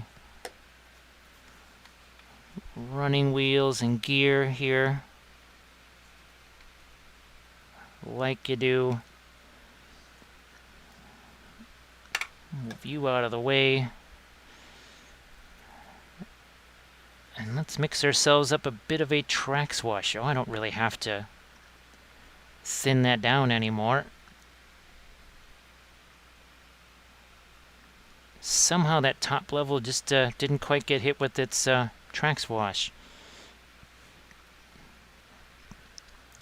I'm trying to remember the last, it must have been Little Wars or something, when I was last messing around with this thing.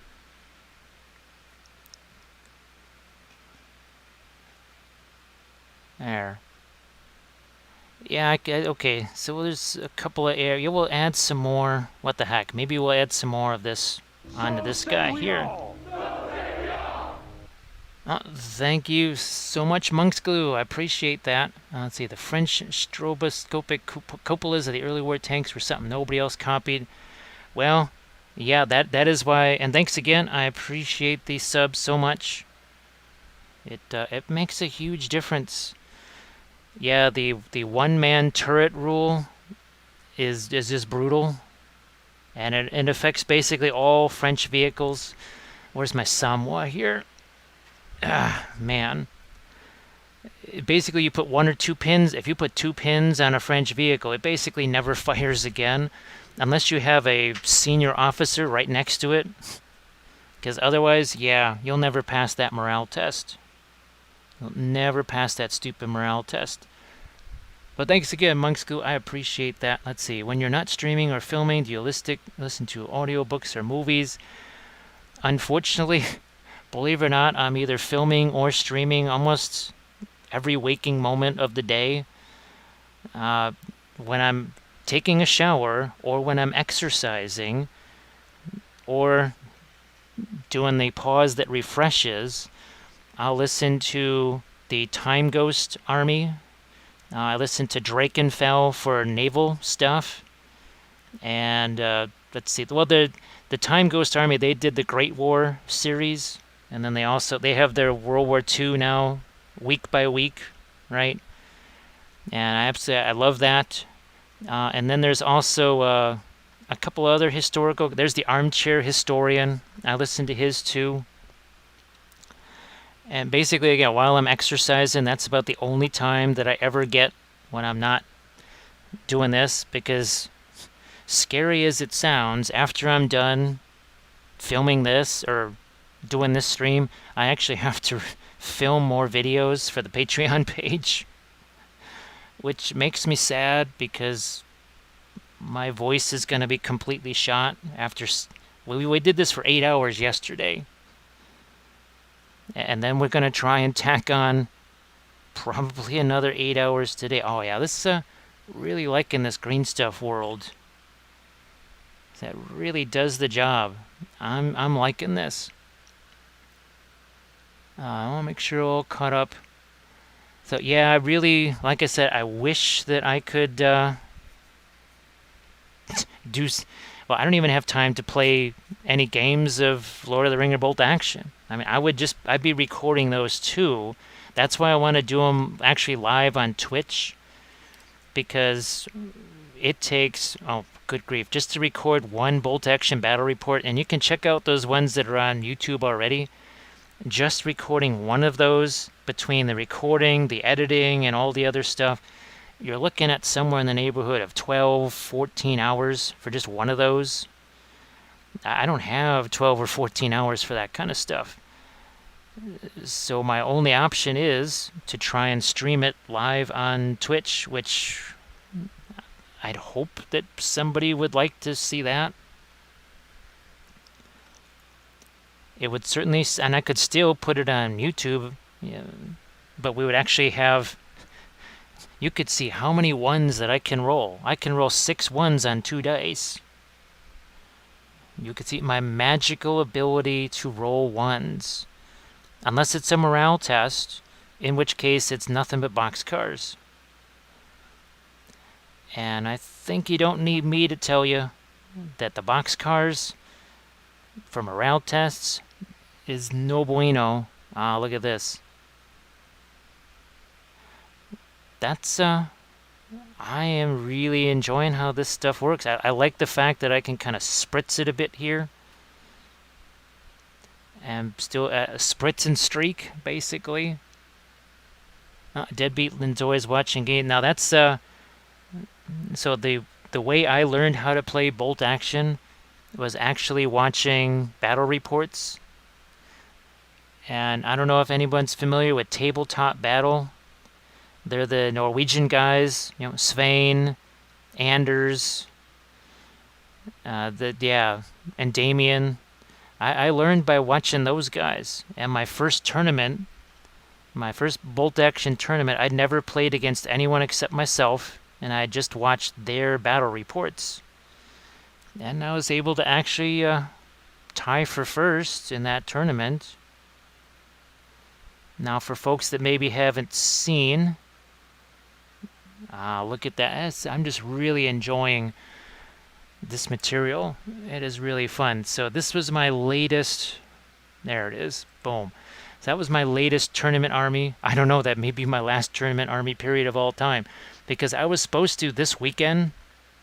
I was supposed to be at Historicon, and they promised that I was going to be able to get to play in a bolt action tournament. And I was actually going to ship this army and my early war French out there. Sadly, not to be. Where's my there? So that was that's some of the figures that were in that army. That was my 1944 FJs. Let's go over to this side now. I'm just gonna get a little bit more of my chipping here, just cause. And now I'm just using my brush. I'm like, what matter? Who cares? Just gonna use my brush here and do a bit of chipping, like you do, until it all gets covered up with our winter wash, because, you know, that's good. I do think this is going to be interesting material moving forward, especially if I actually ever get to play bolt action again.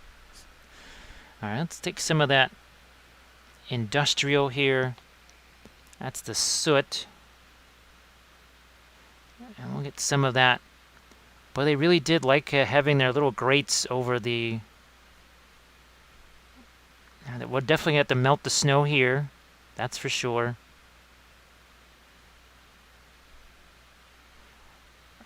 Do we do both sides? Yeah, I'm going to get me a little bit more of this lighter rust down here. Maybe some of that also into some of our wheels. Might even throw a little bit of this here into our spare tracks. Now, Armored Wolf, let's see. We're just here listening while clean. Oh, holy smokes. Wow, that is, that's going to make me hungry. Now all I can think about is salmon fillets. Man, I can't even think of the last time I had fish at all. Look at this. Yeah, the green stuff, world stuff. I gotta say, these now they worked well on the terrain. They did actually work well on the terrain, but boy, when you actually get to use them on the things they're meant for, I think you can do some pretty special stuff. All right, let's get a little bit more of this. Is this the black soot? Boom. Do that. Let's make some more tracks rust here again. Get that top side once more. And while that is wet, let's get a little bit of our orange into that too. And Technocat in the house. How are you doing? So yesterday, all about the oils. Today, what was the big focus is the snow and all that kind of effects. But we have been playing around with the the liquid pigments, using them actually on vehicles instead of on terrain. And they've really proven to be pretty darn fun. Been enjoying these on ye old T28 and now on our SU85. We did find that doing a little bit of pre-moistening is actually not a bad idea. But it's all relative because it's going to get covered like this. So the SU85 is going to join its T3485 brethren in some nice snowy goodness. Which, oh man, it's snowy. I never got to see snow. What a bummer for him. Well, we'll have to do this again. We'll have to do this again. And just a quick little bit of streakiness there, because, you know, why not? Let's get some of the light rust here. Do some more streaks. Oh yeah, now this is, someone mentioned 1/48 scale, right? So I've got a KV1 at 1/48. Where's my... Is this it? No. Okay, here we go. So this... So there's a 1/48 scale T34. Now, I didn't realize that these things were handholds because on the... So look at this. You see what those things are? Those little bumps right there? I thought those were like for stowage, like something you're supposed to glue there. They're freaking handholds for tank riders. And I'm thinking, holy smokes. And actually what's sweet about here is they got the whole cast turret. Look at that texture on that turret right there. Let's see, I have a comic for you. Oh, Casper Ritzen has to go. Oh, thanks for stopping by. And obviously I will, as always, I'll try to make YouTube videos out of these so that you can watch them after the fact. Very fun stuff. Okay, I think we are now ready here. So what we're going to do is we're going to take away our wet palette. And here's another, again, example of what we're going to do. Let's start to... So palette over here. I'm just going to move this a little closer. All that is just it's one of those palette paper pads or whatever. Ooh, first things first, we wanted to try this. So let's juice some of this with a bit of Russian earth. Perhaps it's a little bit on the reddish side. What's the other thing I was... So now we're going to try and do some of our track stuff here. That's very fun in there. What we want to do is something similar to this. We'll do some of this mud, then we'll add the snow. Oh, see those icicles back there? Yeah, we're definitely gonna have to do some of that back here as well. I'm just gonna grab me something to drink here real quick.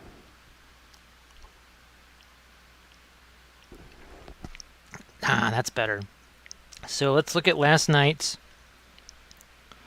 And remember, we made this out of oil paint right here. Made that out of oils. We're going to put this thing back. And we also used... Where did it go? Look at this. So this is from Luke's APS here. We mixed in some of this as well. We're also going to try and get some of this maybe up on top of the vehicle too. So let's have this out here. I'm trying and have as much of my supplies out where I actually need them. So let's see what happens here with some of our... First of all, let's see if it's not solid and totally dry. And I'm going to grab another brush here. Okay, so it's not totally dry. You can see it's got some static grass in there. You know what? I'm actually going to grab... I forgot. So old blister packs, and these are actually from Warlord, from Bolt Action Figures here. They're kind of handy for doing this sort of thing. Let me paper towel action here. See if I can scoop some of this out. I was worried that this would be all dried out, but it's not. Let's get some more of this. There's not that much left in here. Wow. Whoops. Okay. Well, maybe there's more than I thought. Maybe there's a wee bit more than I thought there was. Alright, I'm just going to scrape some of that off the edge here. I do like the fact that it has the static grass in there. So that's pretty cool. Here, let's get it. You know what? I'm going to do this. It's been a while. Just going to spritz a little bit of water in there. We'll do that. And speaking of some water, I'm going to add a little water to this. It kind of, let's just say I've been to enough horse ranches to know or to think what this kind of also reminds me of. Oh, I remember playing football in this. We used to call it the manure ball every year in Boy Scouts.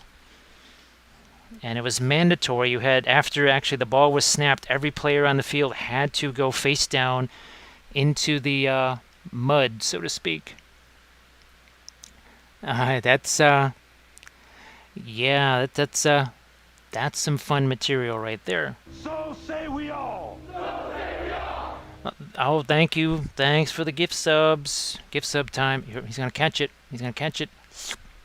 He catches it until all of a sudden along comes the red arm. He's like, man, fine.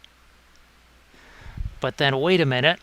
Oh, along comes the tank destroyer and says, no, that's Wapelius. He gets to keep that. See, you didn't think you were going to get a tank war live on stream, did you? Let's take some of our Russian earth here. Just going to get some of that out here. Okay. Maybe I don't need all of that. See if I can get... Nah, we'll just leave it out there. What the heck? Just use it. Use it or lose it. Put that off to the side. We will mix a little bit of this into here. I think, to me, this is going to give this a little extra texture. It is going to dry it out, though. So I might have to spritz a little water into this. Oh, look at that. Look what that's doing there. That's pretty fun. Now, I am going to throw a little water in that, just to make sure it doesn't dry out. I like that color a little bit better. And now there's actually multiple colors in this. Yeah, that's really fun. So we got a couple of different shades now in that mud. We need ourselves a brush. I'm going to clean this one out real quick. Just let me hit that up real fast. We've got one of our beat up craft brushes here.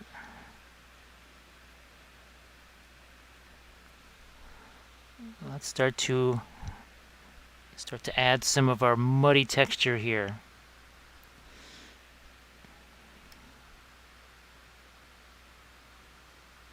That is, yeah, that's pretty neat.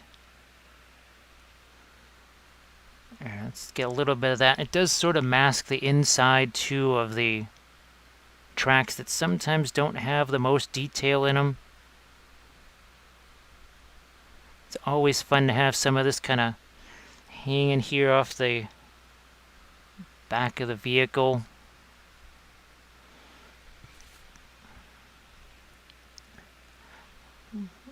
Let's get a chunk of this back here too.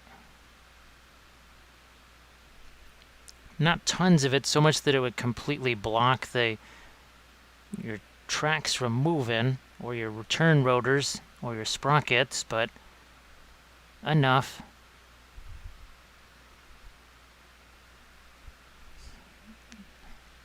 Okay.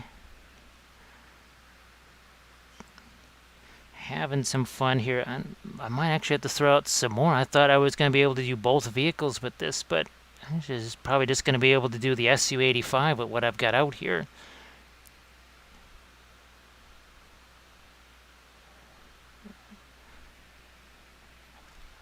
Oh, let me see. They've subscribed. Oh, thanks you for the 4-month subscription. Thank you so much. I think I was oh yeah, in yesterday's stream I was showing off to Damio his kind donation, which led to the securing of some really fantastic new oil colors.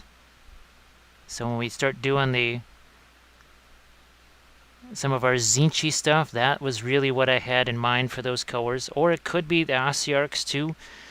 Heck, it could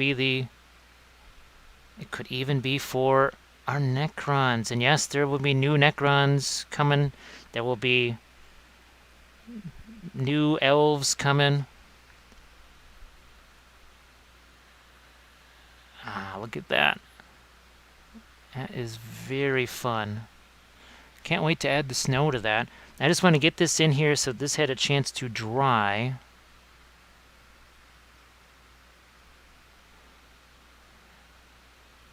And then I get into some of the tracks and treads. You know, I might actually have at least some of this available for the T28. At least that's what I'm hoping. Here, let's get some of this applied here, and again, the bottom of the hull, where it really should be.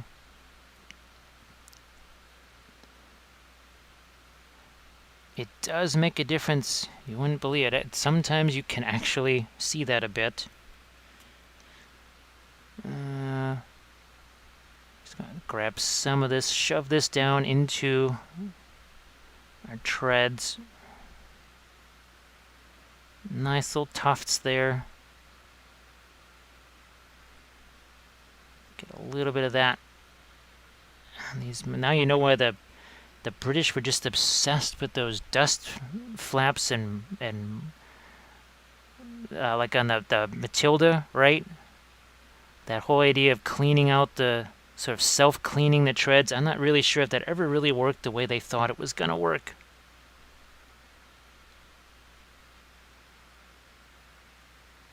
I mean, it might have. Maybe it worked in the desert where the dust was a little bit finer. I'm not sure that it ever worked with mud, but then again, the Matilda was kind of the tiger of the jungle, so maybe it did work.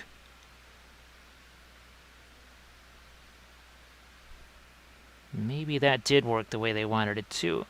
Just keep getting some of get a little bit of the grass.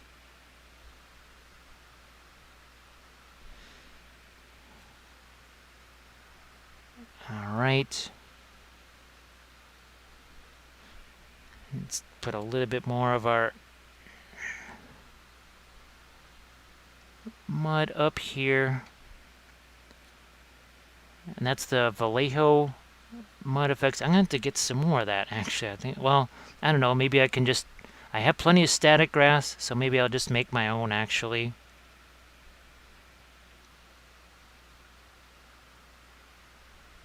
A little more.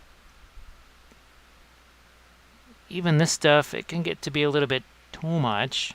But again, not a bad idea having it in the tracks. I don't know how... Well, I'd have to do my snow effects before I do any spatter effects anyways. So we're going to wait on the spatter effects for a little while here. Again, we'll just look at that. Get that stuff nice down into those treads. A little more here. Oh, yeah.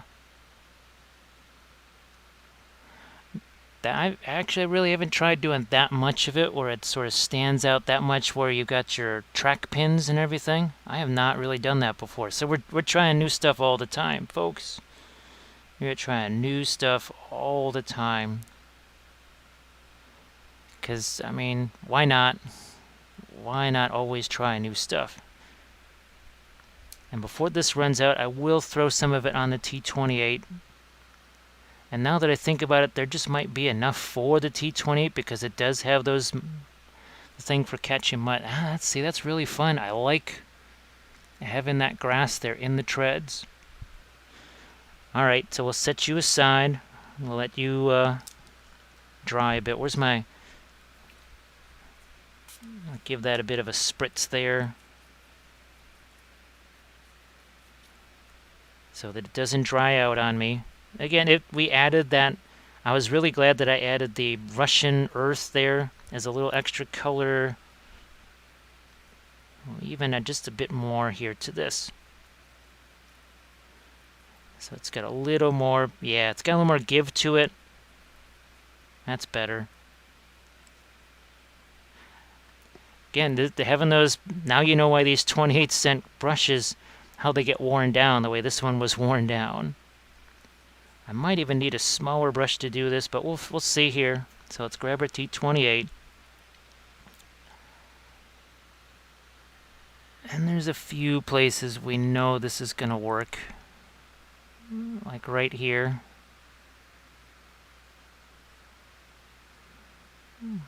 Back here.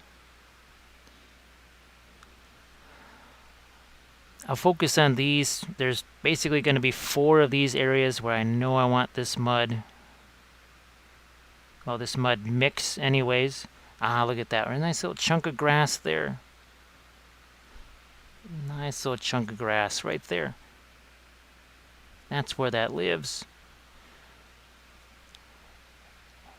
This is another thing too. So you can see, okay, it's made by Trenchworks. We love you guys. However, we don't need your name showing, so we'll wipe that out with some of our mud. Sorry, guys. Sorry, guys, but that's got to go away. And we'll throw some of it back here, too.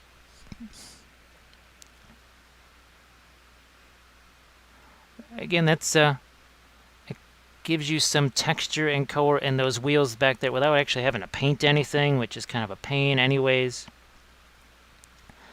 Get some of our grass and such stuck in a little bit of the treads.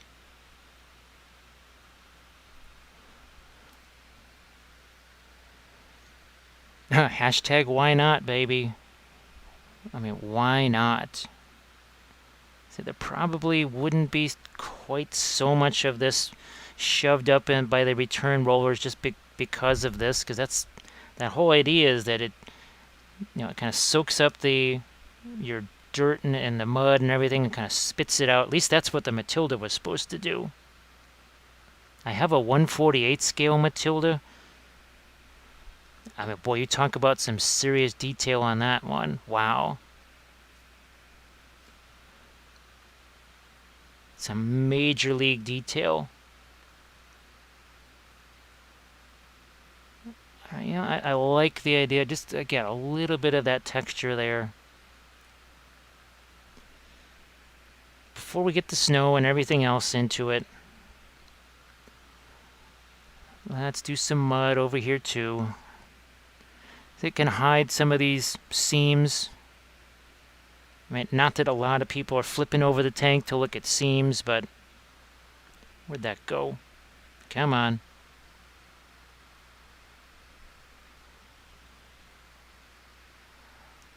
Yeah, I realize this is not the most the most thrilling of sections to see on the tank, but it has to be done. Yeah, look at that. See, that seam is all gone now.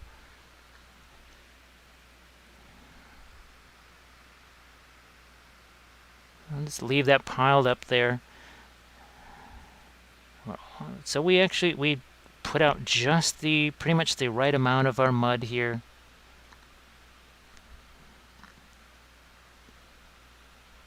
Get some of that into the treads, and I look forward to getting some of the snow onto that as well.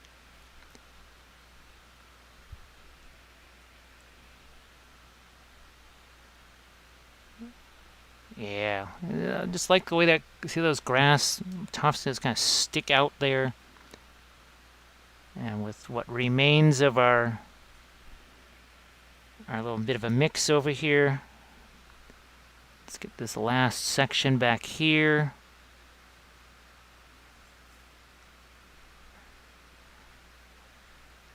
I really do like the way that grass kind of hangs out from the edge. Look at that. That just gives it so much extra, wow, so much extra boost. So much more life. Looks a little bit less like, well, a miniature.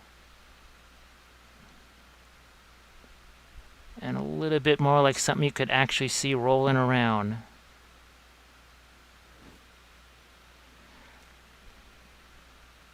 I guess the added benefit of doing this sort of weathering here is, well, you don't necessarily feel like you've got to paint every last little thing to within an inch of its life.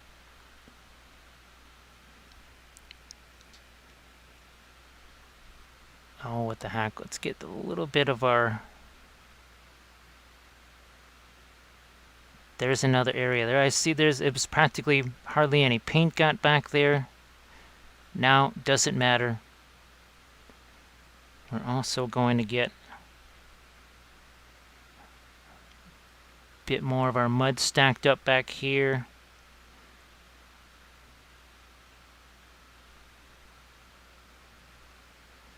Don't really have to worry about those treads because, well, they're sort of covered, as in pointing towards the ground.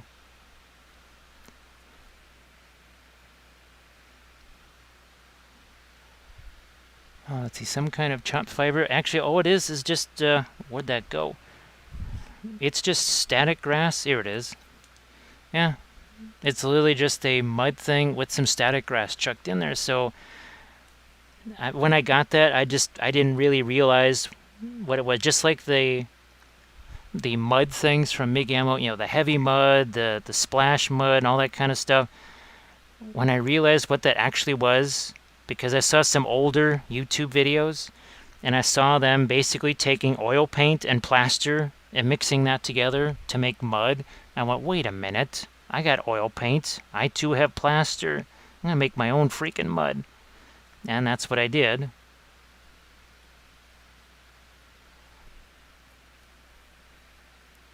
And yeah, I already have a ton of static grass from making my own. I've got to set that back down. This is a bit of a violent motion. It's kind of loosening this up from its moorings, so to speak.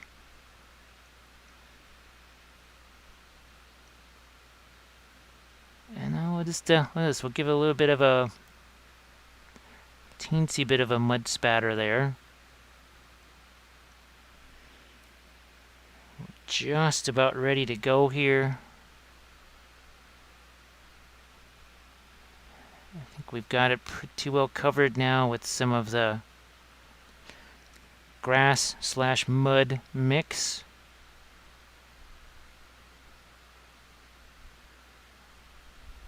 Now, you know what? I see one area here. There's actually not a whole bunch of paint there.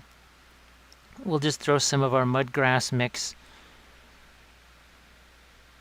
So that's good. That's good. And set you off to the side. And the other thing that I wanted to do very quickly here, just to see how this might work. Where is, not pigment fixer, I was thinking about a little bit of this, and a little bit of this. I haven't actually tried this. I want to see what happens. So, oh, a brush, any brush. I also need a little container for this. Give me a second, folks. And this is from MIG Ammo. I used to use this all the time until I started to try the... Oh, we got the Shahina. Sorry about that. Oh my goodness, that's hard to open. It's been a while since I used this. Been a little while. I don't think I actually need it quite that much, but hey, it's all good. Put that away.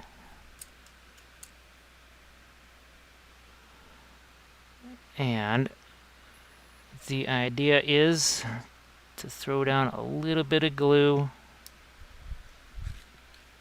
and then some of this.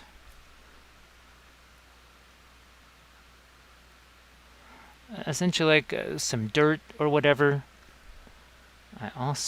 This is just the weathering powder here. I'm just going to dust into that. So now it looks like you've got just some dirt, some leaves, whatever is sort of piled up in there. I'm just thinking of the obvious areas, right? A couple of obvious places.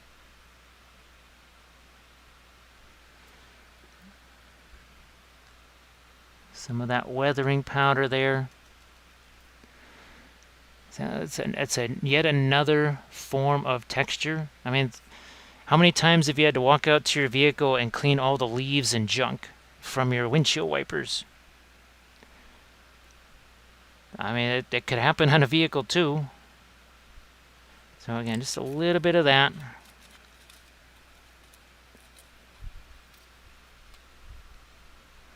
Maybe not some of these bigger chunks, but now it's a little bit big.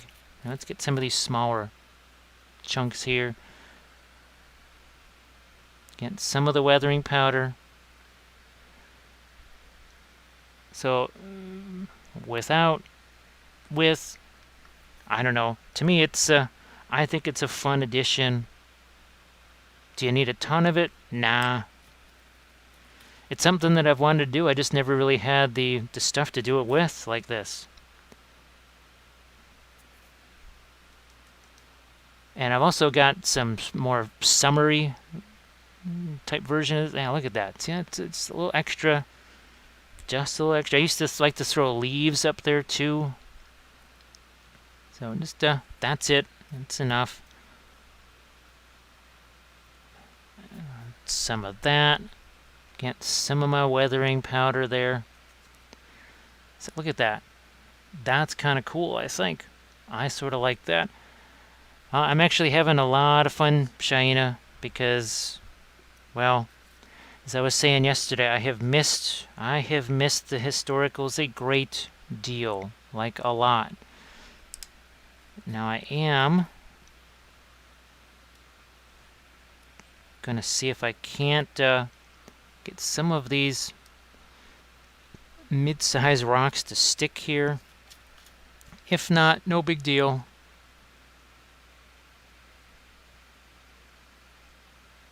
So yeah, another extra texture. Can never have too much in the way of texture. Oh, look at that. So that it's not just grass. Now it's also looks like some kind of mud and some other things that's happening there. And look, I can still chuck in some of my weathering powder there. Look at that. That's kind of fun.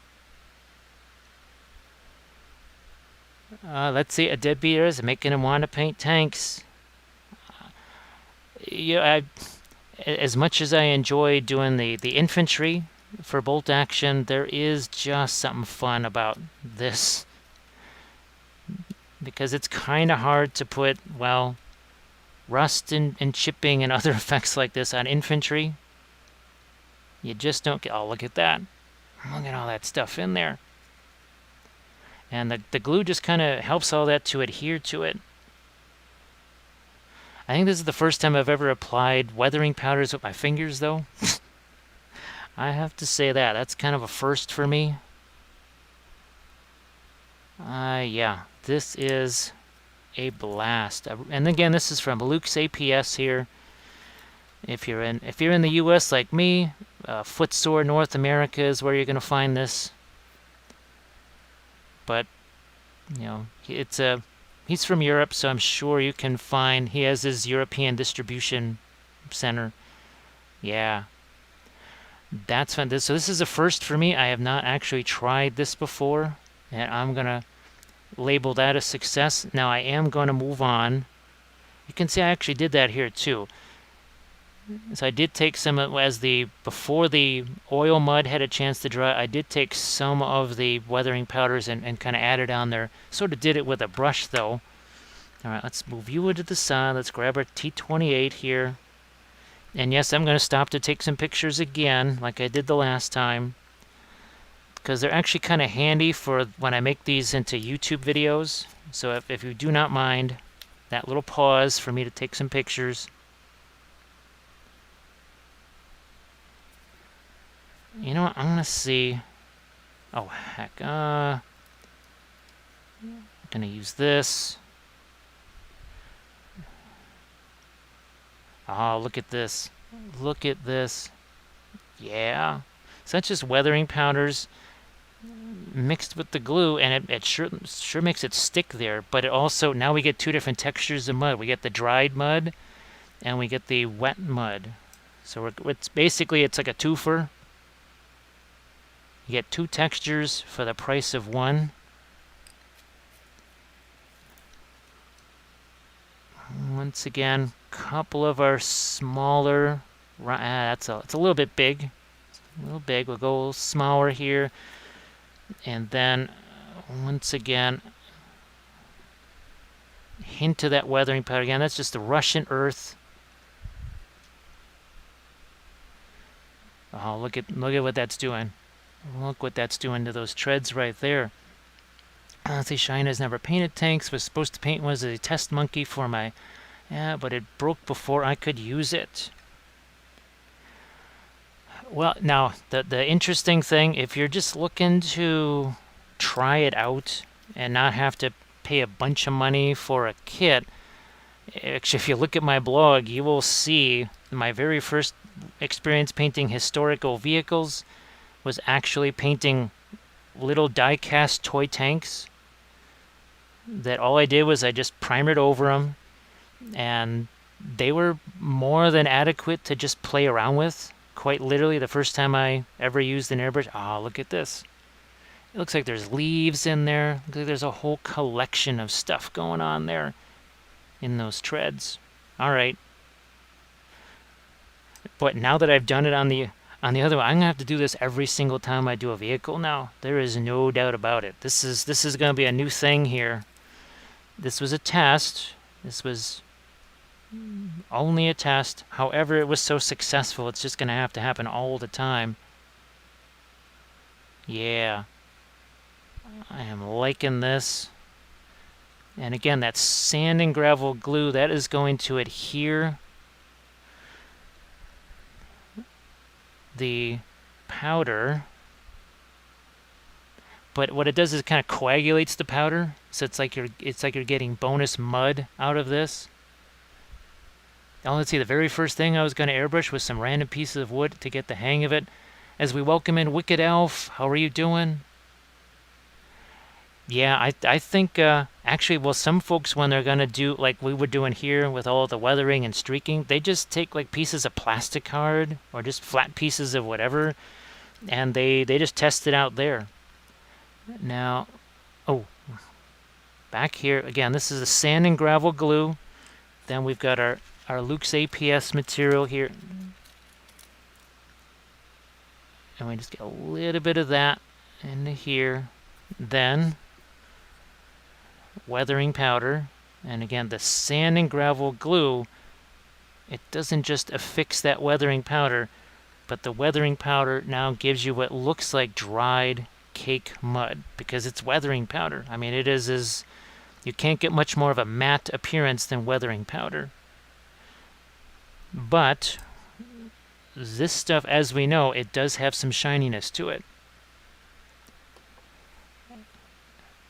So we're getting all kinds of fun textures here. We're also going to pile up some of that here. We'll use the sand and gravel glue now up here. And in the usual way, where are we going to focus here? In the places where this would, where that would pile up. So again, additional texture, weathering powder.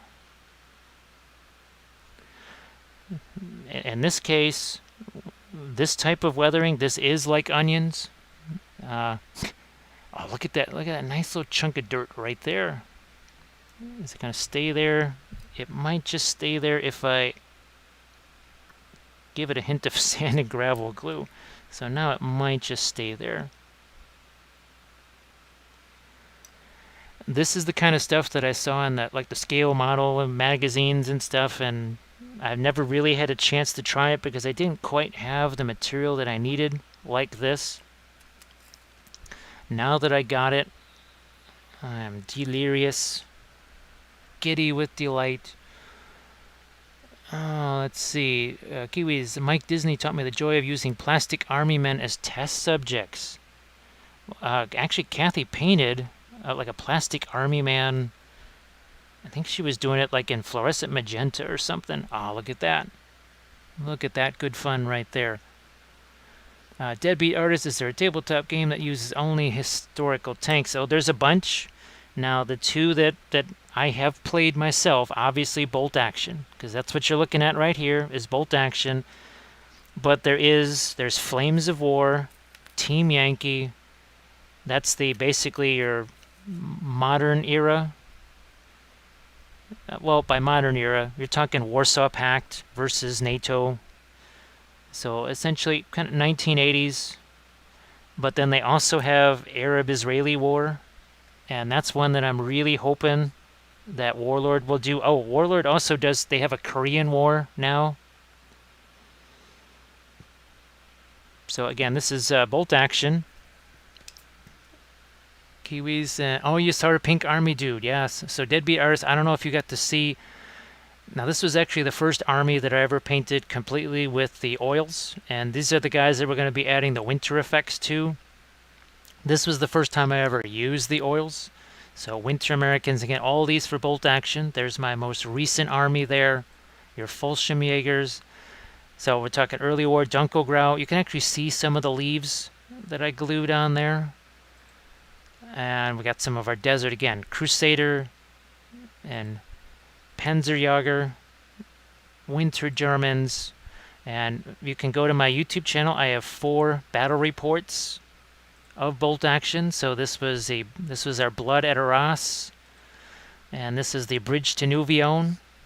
That's it. All of these basically led one into the next. There's my early war French, and again, there's my Monte Cassino. Oh, I added this too. So on my this is right now on the YouTube channel. I just put this up here.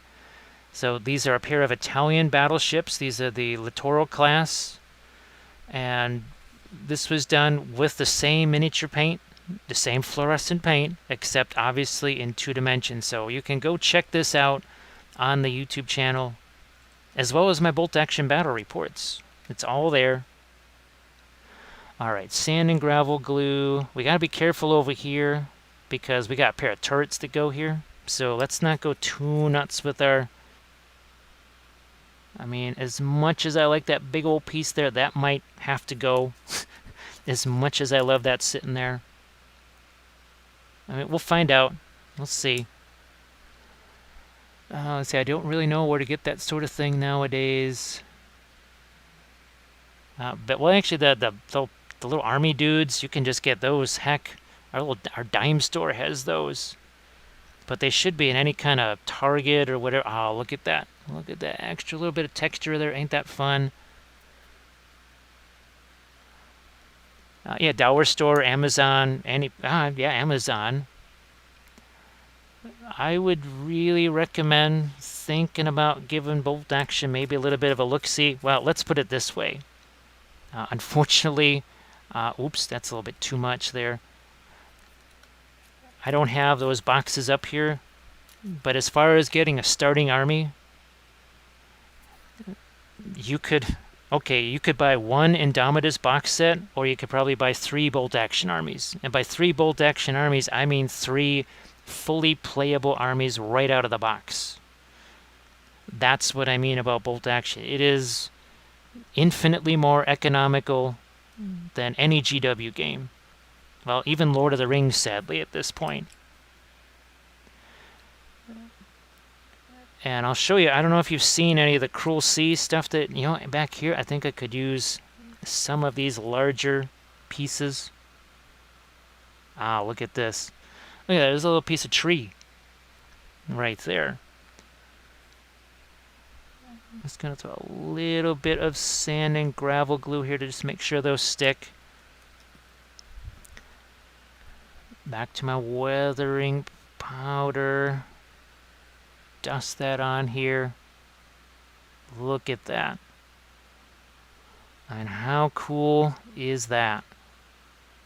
And we haven't even added any of our snow stuff or anything like that. Let's get some of these white things off of here. So there you go. There's our T28 now.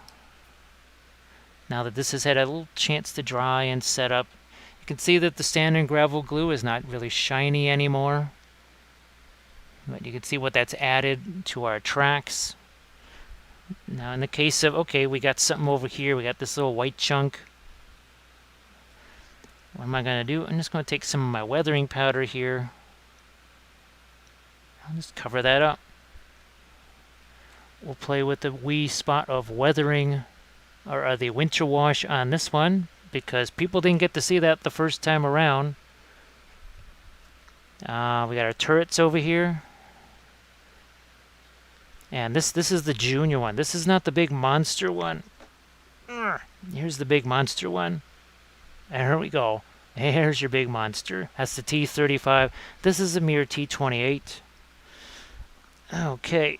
Although I really would like to do one of our kitties over here.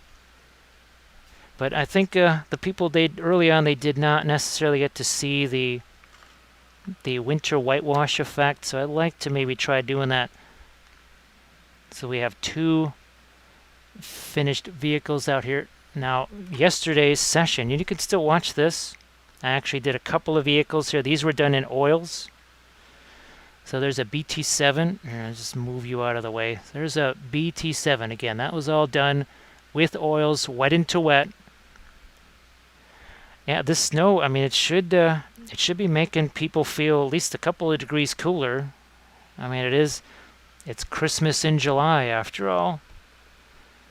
So we'll take this away. We're back to our palette over here. We don't need this. That's going to go over here. I think this is going to go away too. Let's find some of the stuff we were using, like the ancient earth. Where's the gray stuff that we were using too? Where's my white pigment first of all? There's our Russian earth. Here's our white pigment right here. We use this. And we also had our gray pigment. Let me see if I can locate that somewhere. Ash gray.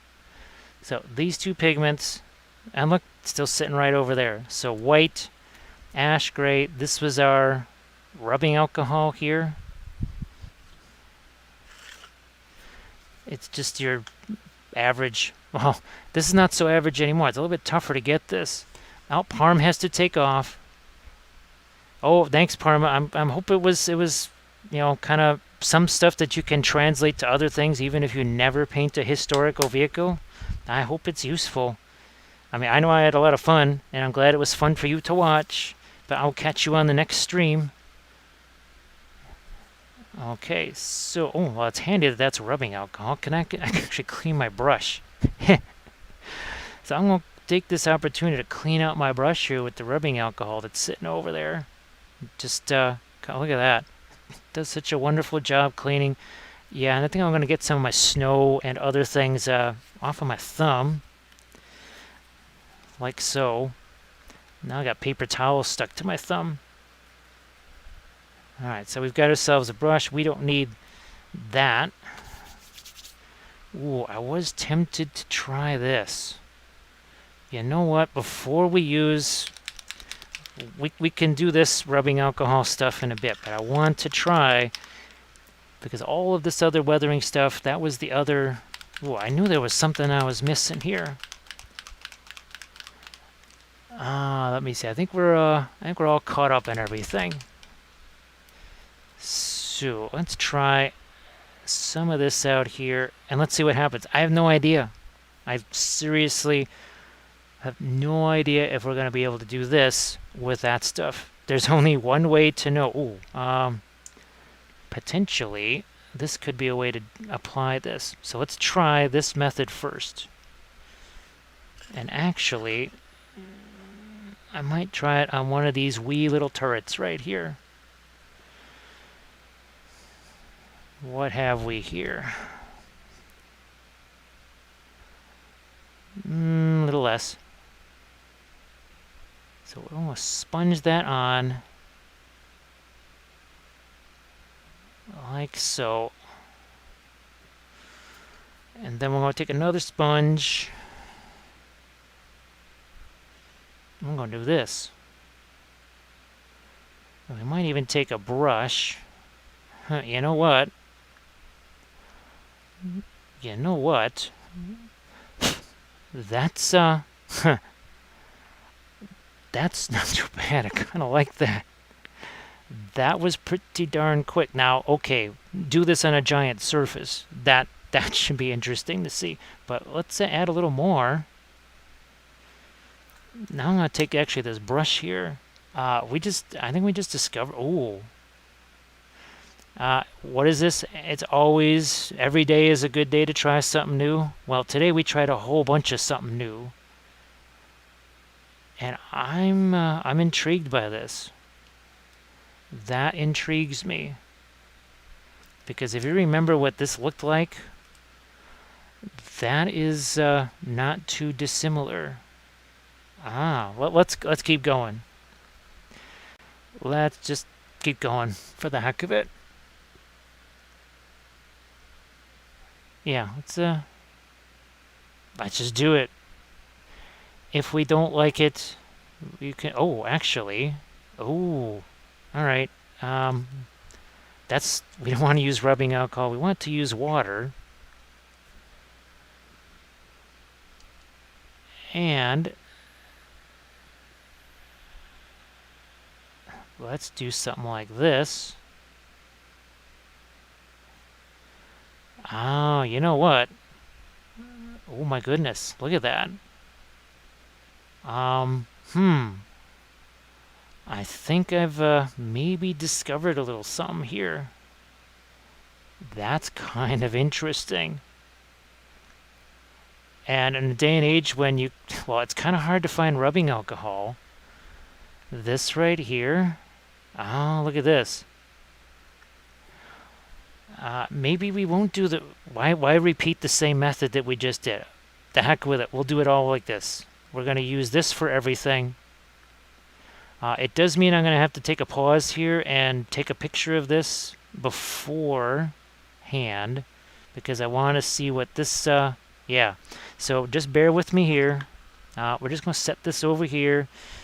I'm going to turn on my secondary. Well, actually, that's my primary light. It's going to be very bright for you, but actually normal light for me.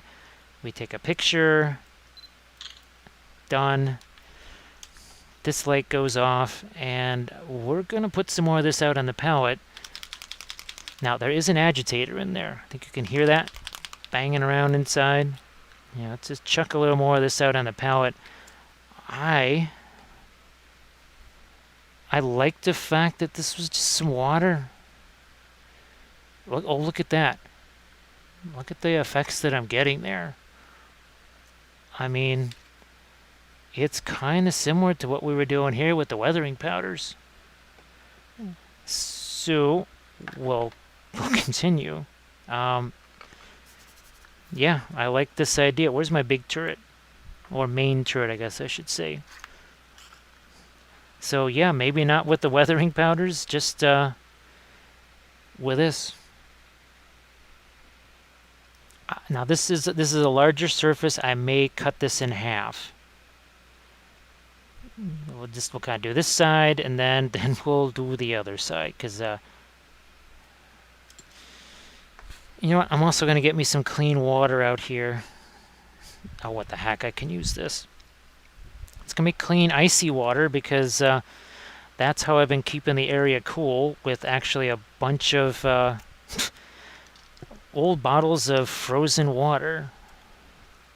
Okay. Now we gotta work fast. I mean, like really fast here.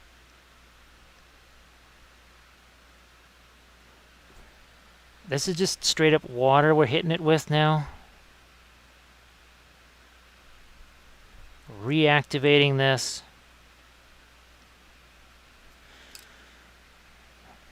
Do some sponge activity here. Wow. I'm kind of impressed, I gotta say. Kind of impressed with that. I did not anticipate it would quite work out like that. And I'm sure I'll find easier ways to use this. But I kind of like that crackle effect there. That's kind of neat. Didn't expect that to happen. Alright. Let's go. Doing this fast, though. Gotta go faster. Can't take any pause whatsoever.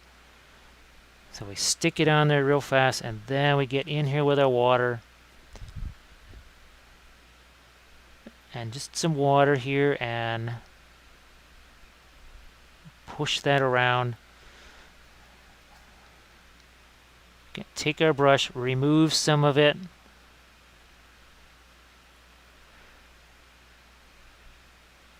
This is pretty much the same stuff that we were doing with the weather. Oh, it's translucent enough. That's the other key. It is translucent enough so that the rust from underneath still shows through. So that's kind of important. I would like to have some of this be a little bit lighter here. But remember, actually this stuff flowed really well when we were doing just the regular weathering stuff, when it was kind of pre-moistened a bit with the spritz of water. So that sort of works pretty well here. Again, that spritz of water. Okay. Wow. I did not expect that to work out quite so well. So that's happening pretty darn quick. Man, look at the difference. Now you know why we didn't really get all fussy about the gray. Look at that. No time at all. We done got ourselves some winter wash. Yeah, I'm just gonna throw a little bit of that onto here. Like you do.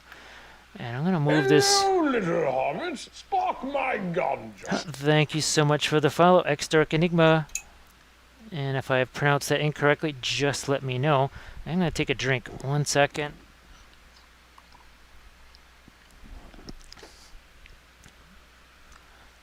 That fast, that's intriguing. I did not expect that to happen. Now it gets interesting because we got the big honking vehicle. Let's make sure we got enough of this out in the palette, so we don't need to take time putting more out here, because this is going to have to happen fast. And by fast, I mean I got seconds to work with this. Okay. Not quite sure how we're going to tackle this. We're going to find out. Oh, thanks, X-Dark. I'm glad I got that right. Speaking of getting things right, boom. In we go. In for a penny, in for a pound. I think we'll stick with that area now. Let's hit it with our water. And let's streak that a bit. Take some away. As long as it's wet and remains active, we can take it away and do other fun such things like that. Oh boy, I really wish I had grabbed myself some more paper towels. Gotta wipe that brush off. And oh, look at that! So it is. It's taken some of the weathering powder. That's why I'm like, where's that other color coming from? Oh, look at this! I mean, it looks like it's chipping. There's no chipping fluid on there. I don't know, maybe it's just it's reacting to something. Which, if it is, that's kind of cool.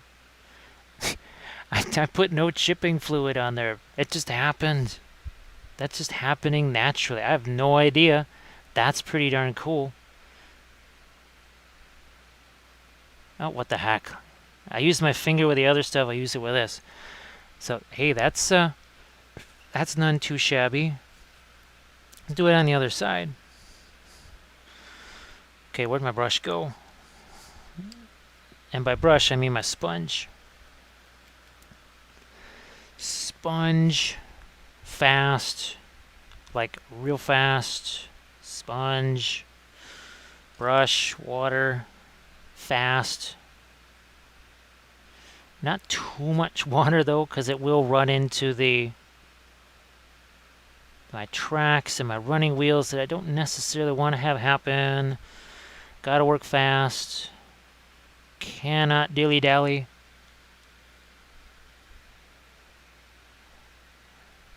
I think it's the sponge application that must be giving me that little hint of the chipping kind of stuff. Not wiping out my rust. That's good. It's keeping some of what was there.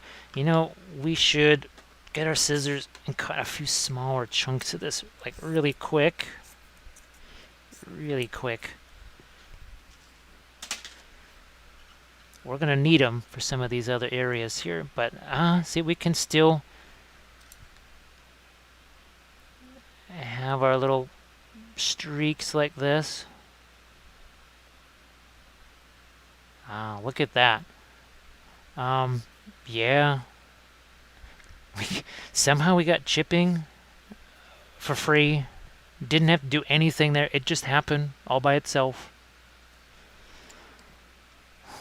Okay, let's get some more of this stuff out. I don't need the metal medium here, but we do need, again, that is this stuff here.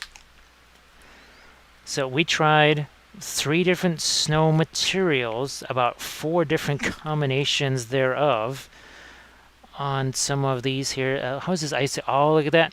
His icicle is already cleared. You can hardly even see it. Yep, his icicle is already cleared up. How are icicles looking on this? Those are starting to get clear. Even that big one's starting to get clear. Look at that shiny icicle right there. Yeah. Some of these are starting to get clear.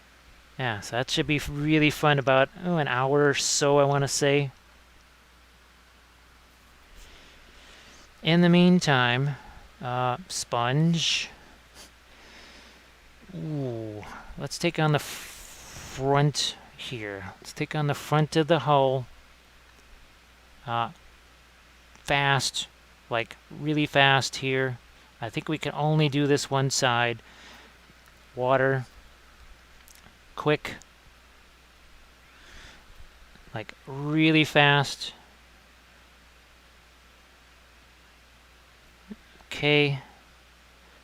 And now that it's all got some water on it, got our smaller sponges. We can sop some of the. Oh, look at how that's starting to settle in around our rivets there, which is what we're always looking for with our whitewash. And now that that actually has some water on it, we could do something like this. A little bit of streaking.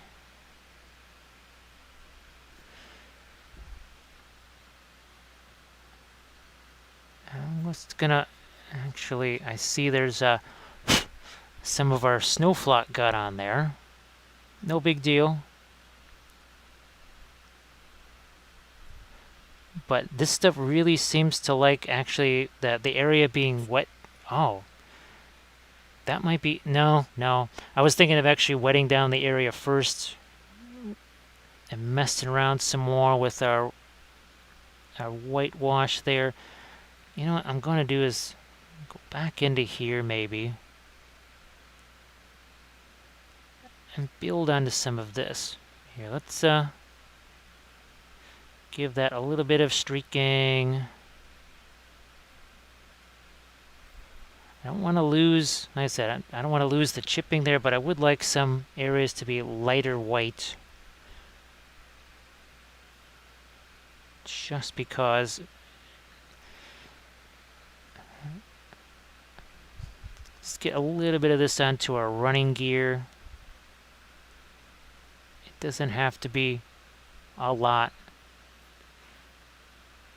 A hint of it, that's all.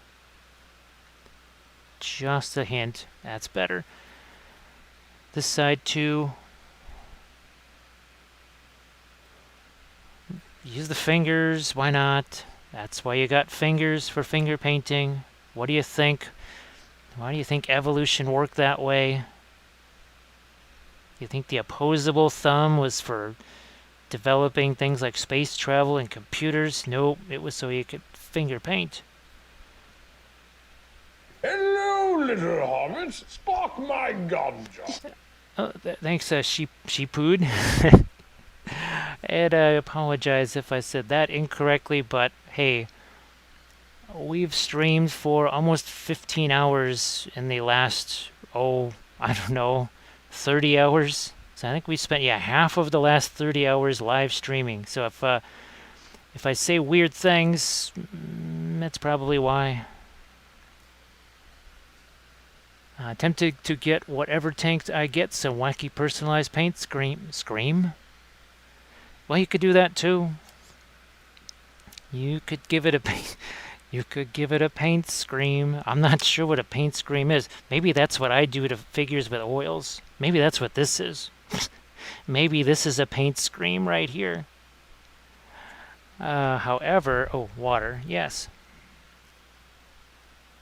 Water, moving it around with the brush, doing it fast, not slow. So it must be a little bit of the sponge texture then that's being left behind, and that's what's kind of giving us the chipping effect to our winter whitewash. All very intriguing. We'll just have that run down here too. Now that's, okay, it was going to be tough to get there with a sponge. However, that's all good right there too.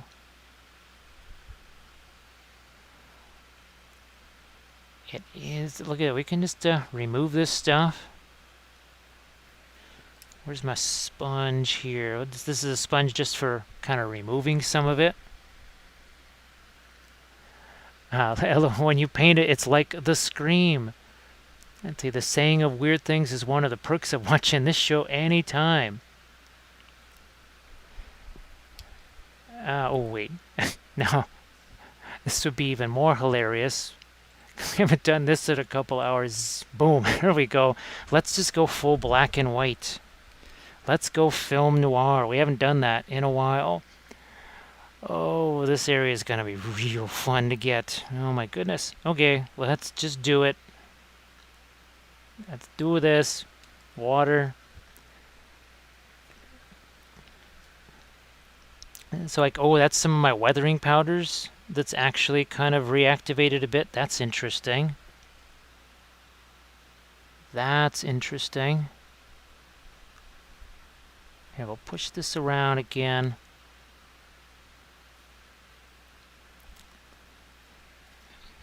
Work some of this off of here.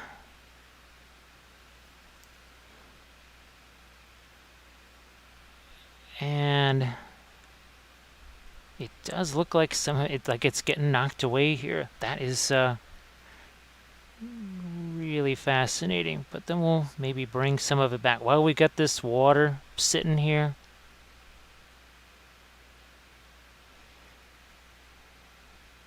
Let's do that. You can't see all the differences in the red and such, so let's bring back our color again. So we want a little bit of film noir. We like to do that every so often here in Wappleville. We go film noir. It's actually a chat point reward, or whatever the heck you call that. I don't know why I keep calling it chat point reward. Maybe that's what it is. I never quite understand any of these crazy names that they give things. And we got Thunderhead Studio. How are you doing? This is a grand evening of experiments here.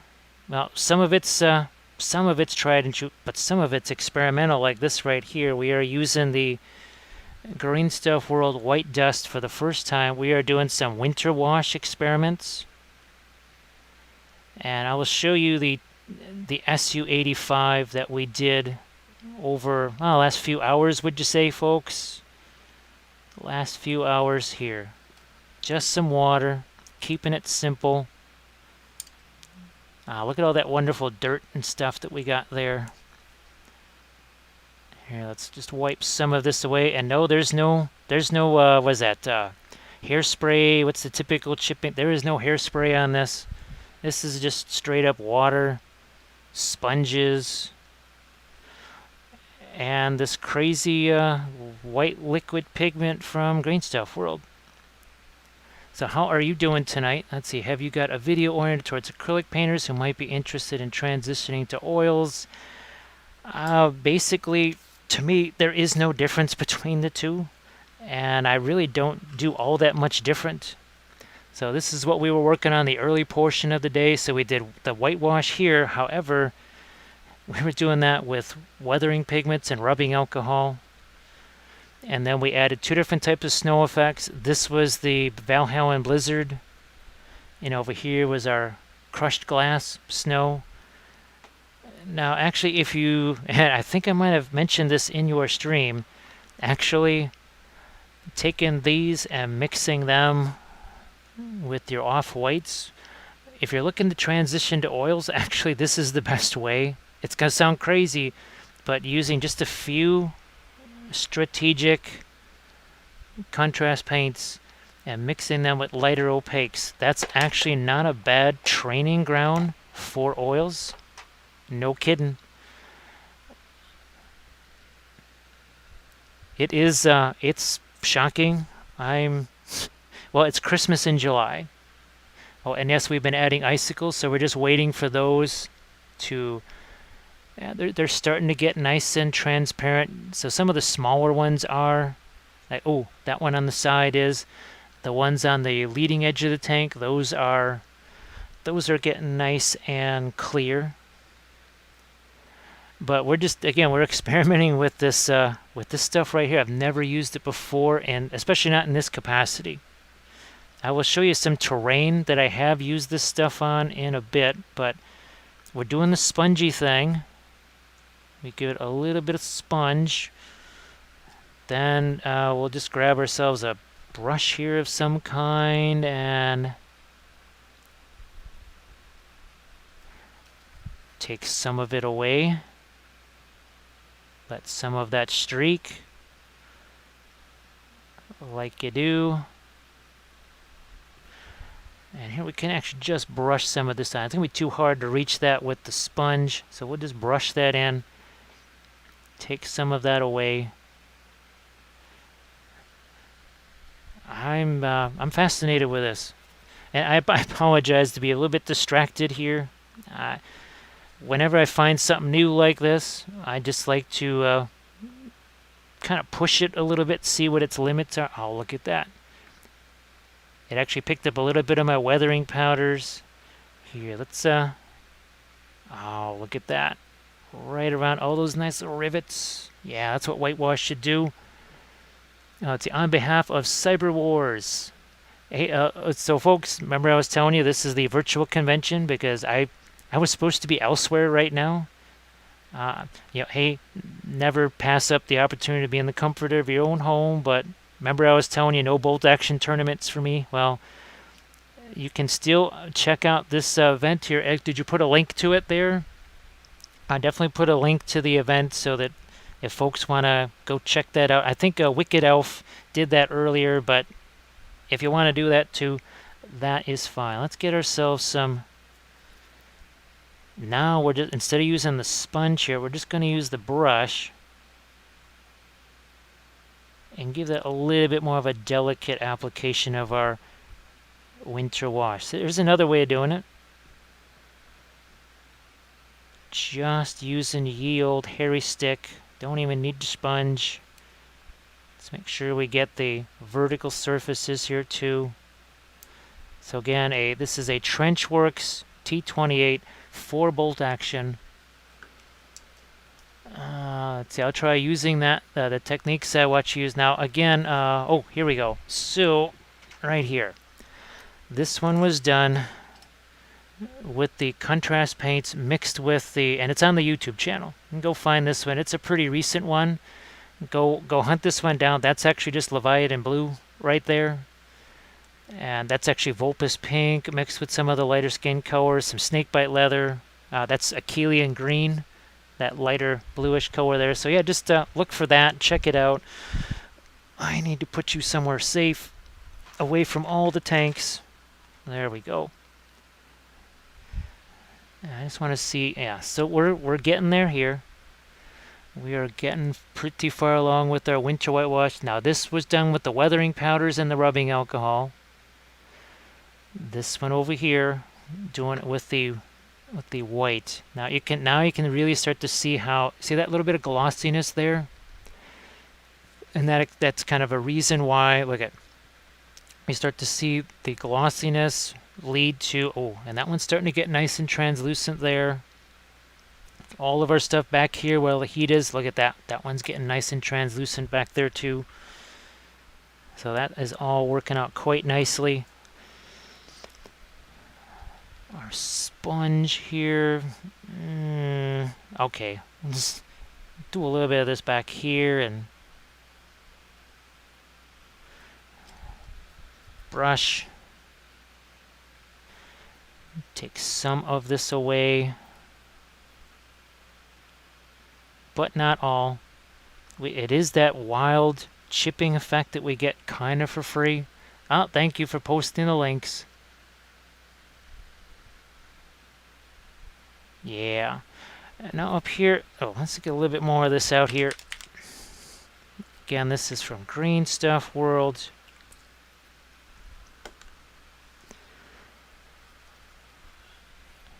Okay. Now this, to me, too difficult to get the sponge in there. Not a problem. We'll just use our handy dandy craft brush. Get some of that paint off of there. We'll remove some of it, and then we'll do some of our streaking up this way. Quick application here.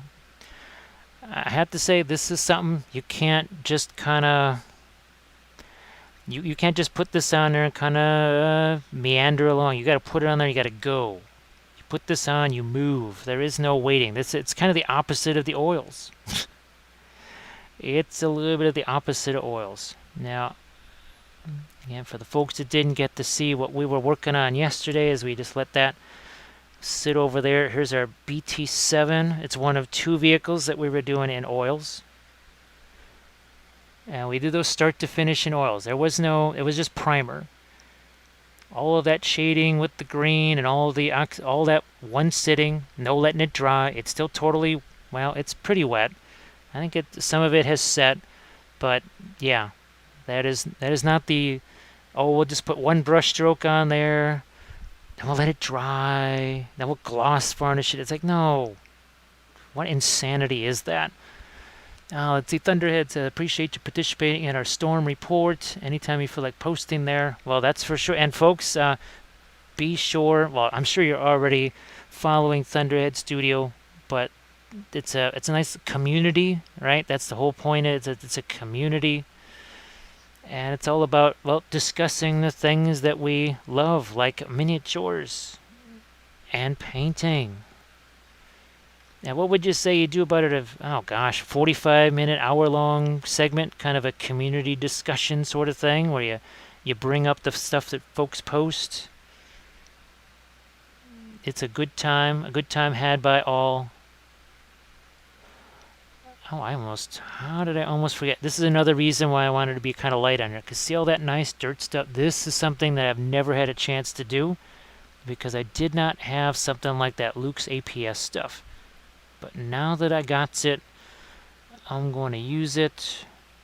Look at that. So we're just kind of integrating that And now that I'm far enough away, now I can get a little bit more of a whitewash in there. Yeah. And we'll do the same. I just don't want to lose out on some of the effects that we did here with the other Green Stuff World Liquid Pigments. Which, thank goodness, I took pictures of those so that we can... Again, these will all be turned into YouTube tutorials here. If you want to see a whole bunch of YouTube tutorials, just go to the channel. Just James Wapple, YouTube. There is a ton of stuff. Let's see. Spectrum asked that BT7 looks like it's been through beautiful hell.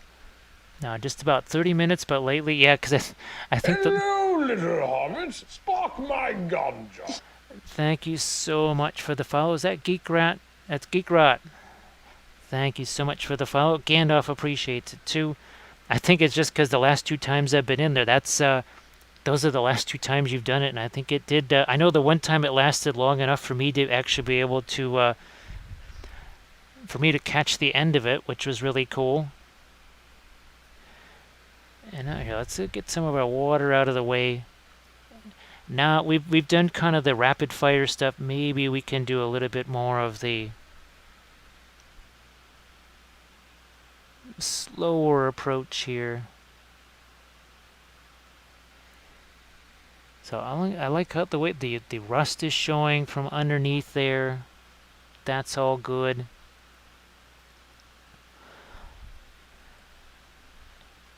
And let's see. I'm gonna just dust this across a few of these. Actually, a couple of those wheels already got it. I don't think we need too much more there. Again, we don't want to impact all of this fun stuff that we did earlier. We will get a little bit more of our liquid pigment white dust. That's what it's called. There's some more of you out here. Perhaps... Oh, I got my rubbing alcohol, which I don't need for my weathering powders now. So again, because we already saw that. We saw that once. We don't need to... It sure didn't take as much time, though, to do this. This certainly took less time. Which, that is a good mental note. That's going in the memory banks. Using the white dust is way faster than doing the approach with the weathering powders and rubbing alcohol. And now I can go in here and maybe do some more streaky stuff like you do. Lady B is back.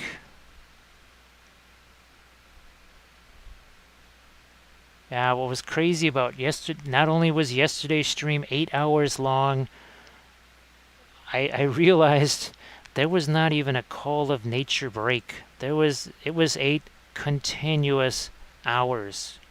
No stopping. Now what? Oh, wow. Yeah. That's why we're just a wee bit worn out here. Because there was no stopping that one.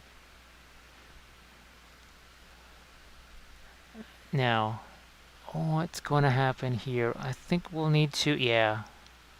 I got a little bit of a harsh line there where it kind of went up against my, some of my dirt, which I was trying to avoid. So we'll try and integrate that a little more here. We're basically trying to bring back some of the winter wash. But this is where we can be, like I said, a little more targeted here. A wee bit more targeted. Get some of these streaks going on. It's all a balance. We don't want to lose out on all that nifty rust and everything else. I mean, we did spend some time doing that. It's the layer cake of weathering. And we still have layers to go after this. We still have our snow that we'll have to put on here. And I think maybe instead of the Valhalla Blizzard, maybe this doing this might have to be the Vallejo stuff. Even though it was fun using the Valhalla Blizzard and the crushed glass, we haven't tested the Vallejo stuff to see if we can do the same thing to make it kind of semi-melted looking. So always got to test.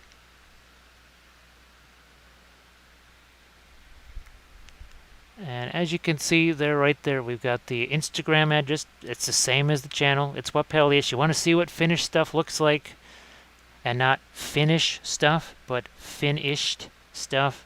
Haha. You know how I've been waiting to booby trap you guys with that for like a year and a half. Because I think that's when I first started working around this thing. Oh my gosh. Yes, we pulled that one off. But you can check out the Instagram page. That's got lots of pretty pictures on it. Lots of pretty pictures. Oh, Pat Kane, how are you doing? Now, I don't think you got to see any of the stuff that we've been working on. Well, so we're now almost 7 hours into this. Well, actually, officially, we have surpassed 15 hours because it was something like 8 hours and 20 minutes or 8 hours 15 minutes yesterday. But we'll show you some of the stuff we've been working on today, if you haven't had a chance to see that yet. You know what?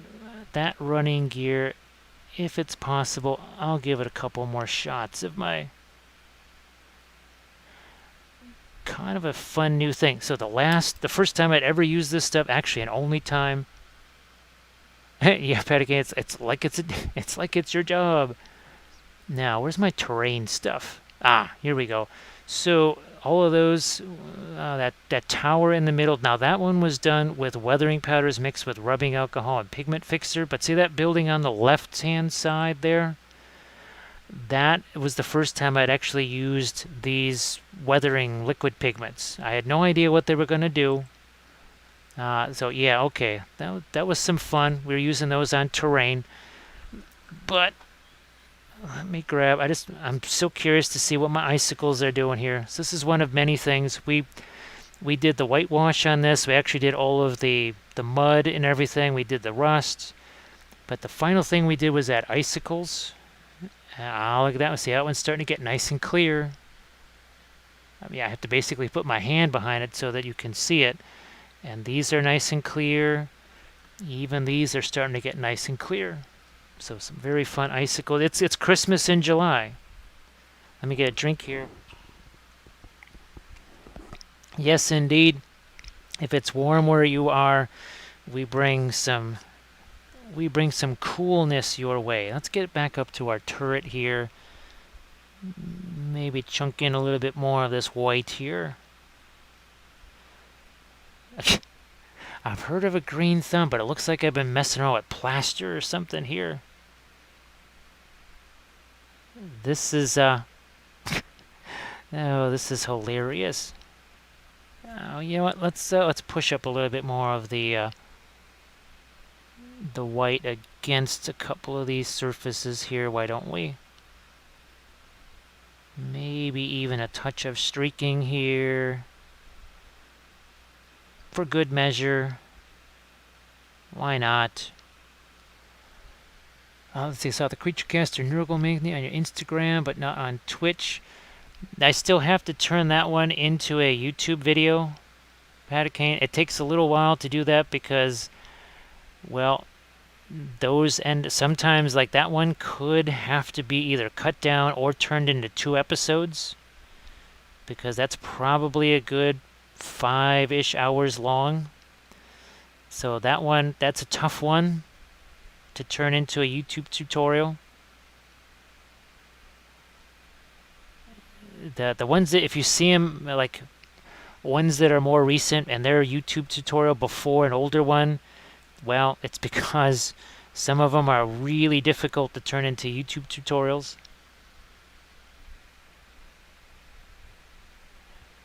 But I know which one you are talking about. That is this guy here. I have no idea what his actual name is. But that was done in oils. And let's see, where is he? So he is, there he is. Gotta be this one. Yep, there he is. There he is. Because this one also was being painted at the same time. So I have to kind of go into the footage and sort of separate the two of them a little bit. Now this, you might still be able to watch this. Maybe for another couple of days. This was the gigantic, was that, well, Queen of Cheetos. Actually, that was our name that we gave to her, Queen of Cheetos. Otherwise known as Queen of Onslaught, I think. I still like my name better. Queen Cheeto. Kiwi says, yeah, see, I like my names better. They're easy to remember. So now we're just doing some more layers of our whitewash here. Winter whitewash. Or in Chicago, we would just call this winter, because when there is even talk of a snowstorm, 3 inches of salt is put down, and everybody's car looks like this. Yep, that's what they all look like. I'm just having me some fun here, adding more and more of my winter whitewash. I think here is where I can maybe bring out some of these panel lines too. Yep. As much as I love some of the dark that was added there, if you want to have snow, you must have some light. You also have to have some dark. You definitely need to have some dark to be able to have snow. Otherwise your snow is not going to do very much, to the eye anyways. Oh, let's see, that's a great video. Love the exploding lava. That's what happens to me if I eat too many Cheetos. As House of Frump agrees with you. Oh, we got Chris, Tabletop Gamer Crew. Oh, thanks. Yeah, there's I'm trying to think if I've got another, well, outside of the Winter Russians, I'm trying to think of another army that I've done. Outside, well, okay. Let's go over here. Let's see, do I have my Song of Ice and Fire slideshow? Because some of this will have some snow for you as well. 1 second here. Wardens. This is it. Nope. Never mind. That got... Oh, well. There's my Monte Casino board. Minus the I'll be back. Yeah. Let me see if I can do this. Change this around. No. It doesn't. Well, it might actually go through. It's kind of neat to see those slides, though. No. Oh, well. I thought it might... Something weird happened when I was making my slideshows. But my Song of Ice and Fire... Well, speaking of Instagram, go check out the Song of Ice and Fire stuff. But anyway, you got to see the Monte Casino board. I learned something there. I learned a lot about taking plaster and actually just setting about 1/4 of an inch of it into a semi-flexible plastic tray. And then right before it was totally set, you kind of scoop it out of the tray, you press it down, and it all broke exactly where I wanted it to. There was no breaking it into pieces and taking a million years. It was more like this. We just kind of put a bunch of the white stuff there, and oh yes, House of Frump agrees. Oh, thanks, Chris. Thanks, Chris.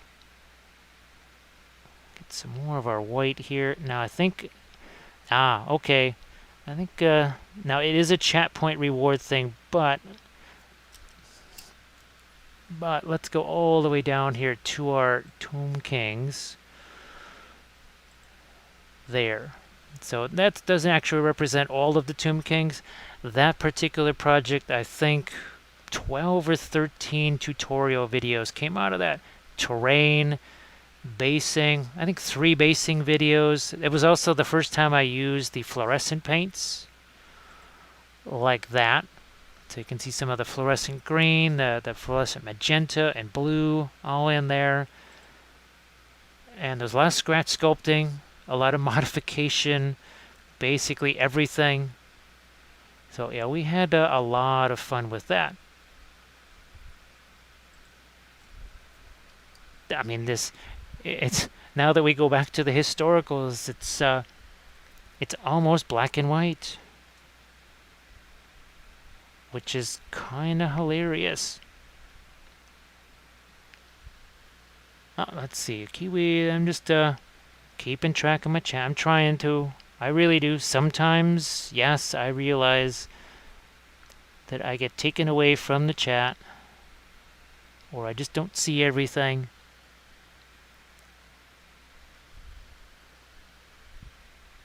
Okay, give me a little bit more of my... Yeah. Having some fun here with my white. Never had a chance to use this before. Look, we're just taking the brush on its side here. That's why it's the one true brush. Worship the one true brush. Oh, I think that's why there's some of the snow grass in here, because it's on the palette. Okay. Well, that makes sense now. As this gets more and more wintry, you know what? I'm just curious. I gotta see. What does our turret look like on here? It doesn't look too bad. You know what? Just for funsies, I'm gonna put a little blue tack here. Hopefully this stays here. That may not be quite enough to hold it on. No, I'm gonna put a little more. I think it takes a little more blue tack to hold that down. Okay, that's better. Because I would like to have those two line up a little bit more. I won't do the little two baby turrets just yet. I am going to get some lighter streaking in here, though. I think it's about time we can do that. It's a little drier. I don't want to lose my faux chipping over there. Oh, thanks, Lady B. There is actually some bolt action stuff in the Insta feed. Oh, there's a little bit of everything. There's a little bit of my Lord of the Rings. There should be... I think... oh, actually, I don't have a lot of the... like the Cypher Lord, some of the Warcry stuff that I've done. Now, we're doing Ossiarchs because they said, Jim... Okay, yes, Tomb King's taken away, but they're giving you Ossiarchs. You got to do something with those. So I have a whole ton of Ossiarchs here. There's going to be some elves. What are they? I don't even remember what the Lumineth elves, I think they're called, right? And there actually is some Deepkin, too, that I've got that I can work on. And, of course, we got Necrons, as in new Necrons, coming this way. New, shiny Necrons, which we'll try and do some TMM and oils. Yep, actually, as Lady B is mentioned in there, the Patreon page, probably your best overall, if you're looking for a pledge level, just do the $15 a month Army Painter pledge, because you get 7 years worth of tutorials. I'm not kidding. Every tutorial that I have made and filmed over the last 7 years, well, now that is part of your toolkit. And calculations have been made, and the calculations are in the neighborhood of 500 hours of video content. And new videos I try to have every 3 days. Now, sometimes things happen and it becomes every 4 or 5 days, but every 3 days I try to have some kind of a new video tutorial for you on the Patreon page. Like I said, sometimes there's emergencies and things happen, But when those emergencies are not happening, and there's some semblance of, well, not mayhem around here, which I'm sure you guys are unfamiliar with the idea of no mayhem. Who the heck is? But I try to constantly come at you with new stuff. Well, like this. Never did this before. Never used this stuff before. I learn as much as you guys do. And you're not, well, let's put it this way. So many times people see and they can tell. It's somebody that's doing something for the 18th billionth time, and they literally are in a coma as they're teaching you the class. They are actually comatose because they've taught it so many times, they're not even aware they're actually awake, because they're not. So to try and make this increase the discomfort level for me to make it more like what you guys experience, I try to do stuff, well, like this, that I've never ever done before. Did stuff with the Valhalla Blizzard, right? Mixing it with the water effects to see if we can do something different with this. Never did it before until you guys were watching. And actually, it's going to be really hard to reach, but oh yeah, here we go. So this one right here, this is a recent video that I did.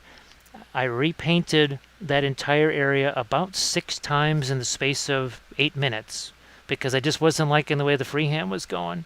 And I kept repainting him until I got what I wanted. Actually, another recent video. Hello, little hobbits. Spark my ganja. Thank you so much for the follow, Vengeance Knight. It is appreciated. So, I was trying to do something with vellum foliage, and it failed horribly. It just, I was trying to push it a little too far, I think, and I hadn't used it before. And I just, right there in the video, I said, you know what, that didn't work. I'm going to use something else. Because I think there's a tendency... Oh, Patacane just updated. Oh, thank you very much, Patacane. I will, as soon as I'm done here, I will shoot you some links. I'll shoot you some links. It'll just be... I'll just send it to your regular email there. That seems to be very much more effective. But if you see everything succeed 100% of the time and it doesn't work for you, well, the natural response is to say, oh man, I don't know what I'm doing. Yeah, maybe this is not for me. It worked for them. Why doesn't it work for me? And you never see things go haywire. Well, you are not protected from such things from me. It's like if it goes haywire, you need to know. Because I know that it went haywire. You guys need to know. It's like, yeah, maybe don't try that because that didn't work so well. Or here's why it didn't work so well. Now, just like here, it's like, why did I get that chipping stuff? I have a feeling it's because I was doing it with the sponge. I have a feeling that is why. Oh yeah, the Cerakote. Let's see. Oh, first, have you ever used UV clear resin? I definitely have. I definitely have. Here, let me grab this thing and I'll show you. Unfortunately, I don't have the pictures ready for that yet. Now, this is going to be tough to reach, so you'll have to just give me a second here. Where are you at? You are in this cabinet. Aha. Here we go. I've used it a few times. There we go. So this is also with the Liquitex Heavy Gloss Gel, but I use that on here because there were some areas like in here that I could actually fill up with that. This is not very thick at all, so I could put a little bit of that UV stuff down and then zap it right away. But this is the same stuff that we used for icicles here. Remember? Icicles here. Oh, look at this. And this is another one of my Patreon tutorials right here. I think this was a 3-part, a 2 or 3-part series, at least a 2-part. But, you know, waterfalls here, combination again of the Liquitex Heavy Gel and the other stuff. Do the UV flashlights work? Well, it works on this stuff because it's designed for it. It's the Green Stuff World. Let's see, where the heck did that go? I don't know where that went, but I know it works. Oh heck, I was even able to, on one of my 3D prints here, I was actually able to do a slight bit of curing on one of my 3D prints with that thing. I've been told it's not the right wavelength or whatever, but it cured it a little bit until I could get a real one. Oh, let me go back to my turrets over here. Let me see. UV flashlights. Yeah, it's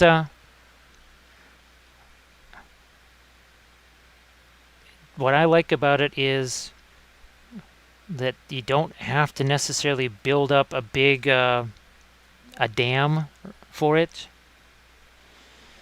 because it cures, well, instantly. Now I'll say this though, it's as there's smoke that comes off of it. It's not actually catching on fire or anything like that, but just be ready for some smoke. The first time that happened, I thought, what the heck is going on here? And then I was told, no, that's normal. It's supposed to do that. And I went, oh, okay. Okay. Yeah, let's get our little turrets up here. Hit those a little more. Now, let's get the... I don't want to do this too much because in some ways I've got... See all that mud back there? We don't want to lose all that mud effect. We'd like to preserve that. At least a little bit. Oh, the Caracola bust. Yes, yes. Lady would kind of like to take a peek at that Caracola bust, wherever the heck that is. There it is. Boom. So that was done in oils, round about 11 hours total. That is half the size of a human head. That was the first time we experimented with the fluorescent oil paints. And now I've got, I have brighter oil paint colors than I had for that. That was actually the first time I used cerulean blue as well. That one was, I really had a lot of fun with that. Now, this is, here we go. So this is a more recent, this is, you can probably still watch this VOD, I think. And this one's going to be a YouTube video as well. This was all done in oils.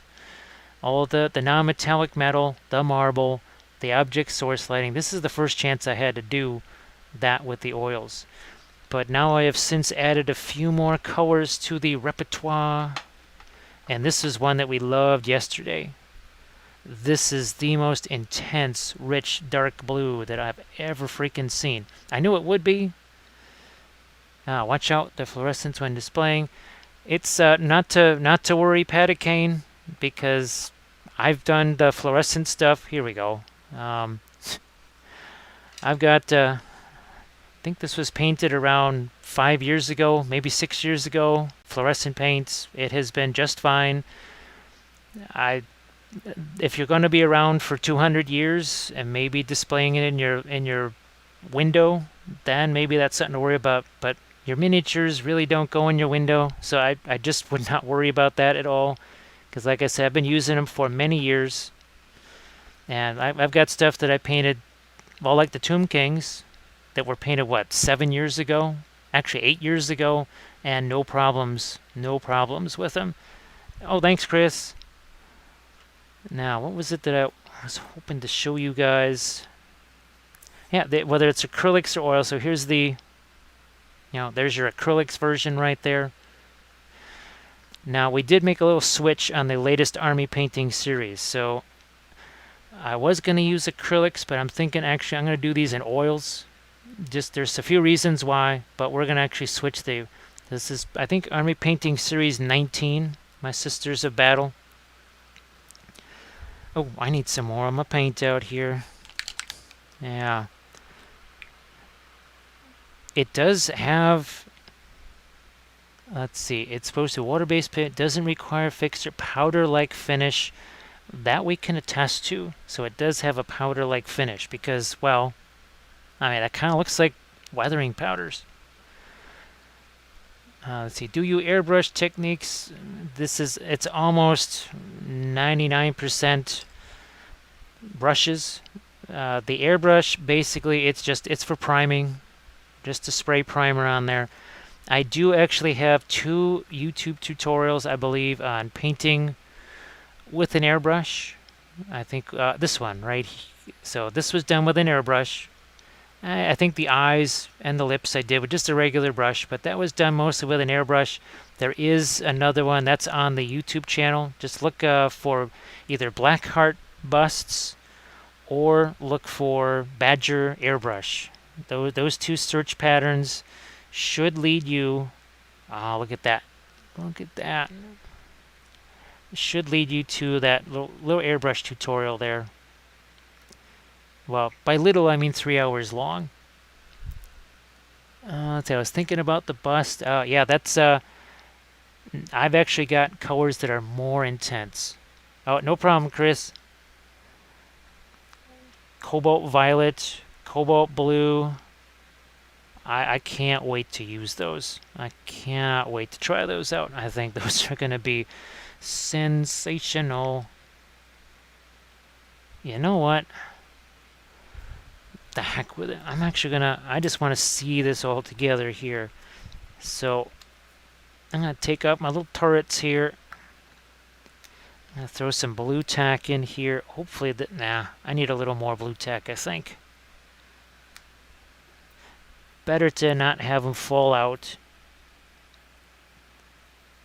Okay, another little dot of blue tack there. I just want to see this together because it would be fun. That would be my reward. I'll get into that little slot. There we go. All right. And I don't think they're going to fall out. Nope. Should be good. Back to my brush. And the entire time, this is why we worship the one true brush. Worship the craft brush. I think we'll get a little bit of white out onto that muzzle. Maybe some more as I see these compared to what's already out there.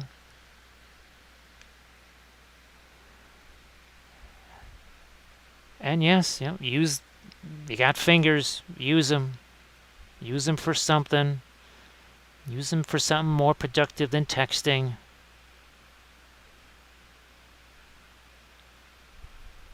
Yeah. Does give us that powder-like texture. I've heard this said about other things, and it didn't really do that. So it's nice that it's a product that actually does have a powder-like texture. Because again, I've tried other things that were supposed to have a powder-like texture. It's like weathering powders, but it's liquid. And it didn't quite happen. Didn't quite happen. Okay, I want to get, I think, a touch more of my way onto this. Well, we can't really, we're not going to give that the title of mantlet right there. I don't think it deserves that title. I think we do want some of our winter wash to accumulate there. Oh, fireworks. Okay, I was wondering what that sound was. Something about me streaming on a Saturday and fireworks. A couple more dots of our white here.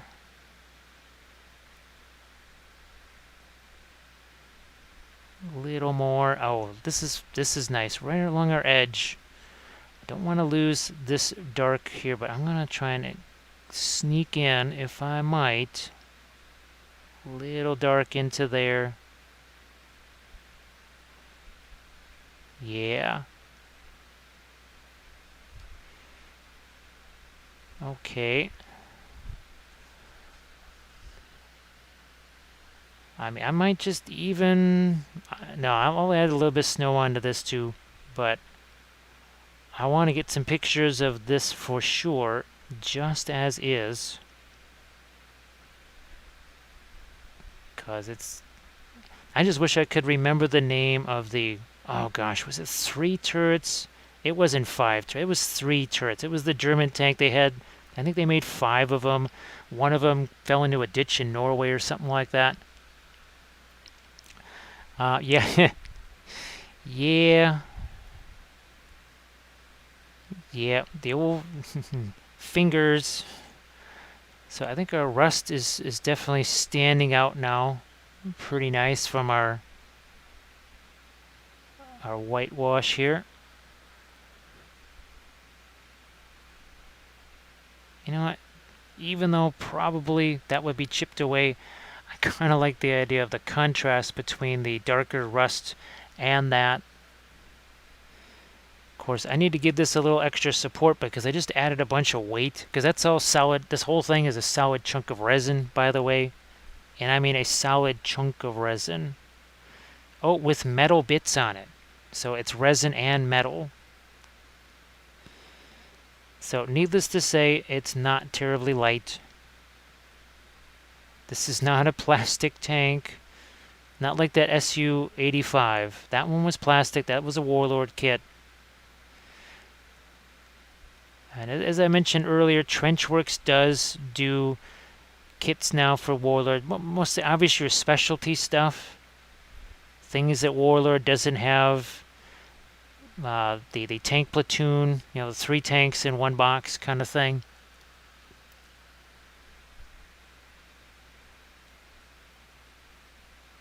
It's kind of like after painting the BT7 in the oils, I keep thinking, I don't want to be touching this quite so much, but I can. Now, it's another reason why I want to get those turrets in there, because there was some stuff that I don't necessarily have to paint so much. I might give myself a little bit of a darker tone, and I might go back later and add some darker streaks in now that we've been adding the lighter stuff for a while here. And I think onto some of these hinges, I might add a little more of my, well, I think I'll get some right in here too. Ooh, we better tone that down. I guess I could have mixed some of the light industrial on this as well. But this should make a real interesting series of videos, I think. Because we're 7.5 hours in, I think we could get at least 2, possibly 3 videos out of this. Yeah, well, one video is going to be all the rust that we did. Second video will be all of the snow. And third video will be this. So yeah, we'll get 3 new video tutorials out of this one live session.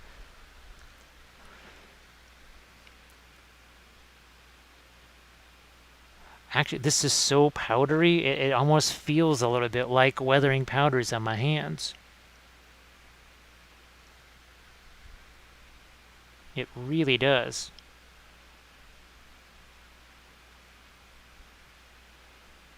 Yeah.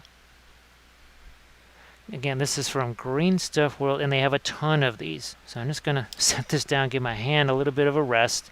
Here's some of the rust that we used. And that's one of the industrial... Oh, I'm going to keep this one out here because I don't want to use that. And here again are some of the ones that we used. Again, we used these on the SU-85 as well. And there's other ones too. There's a whole line of the earth. Let's bring that out.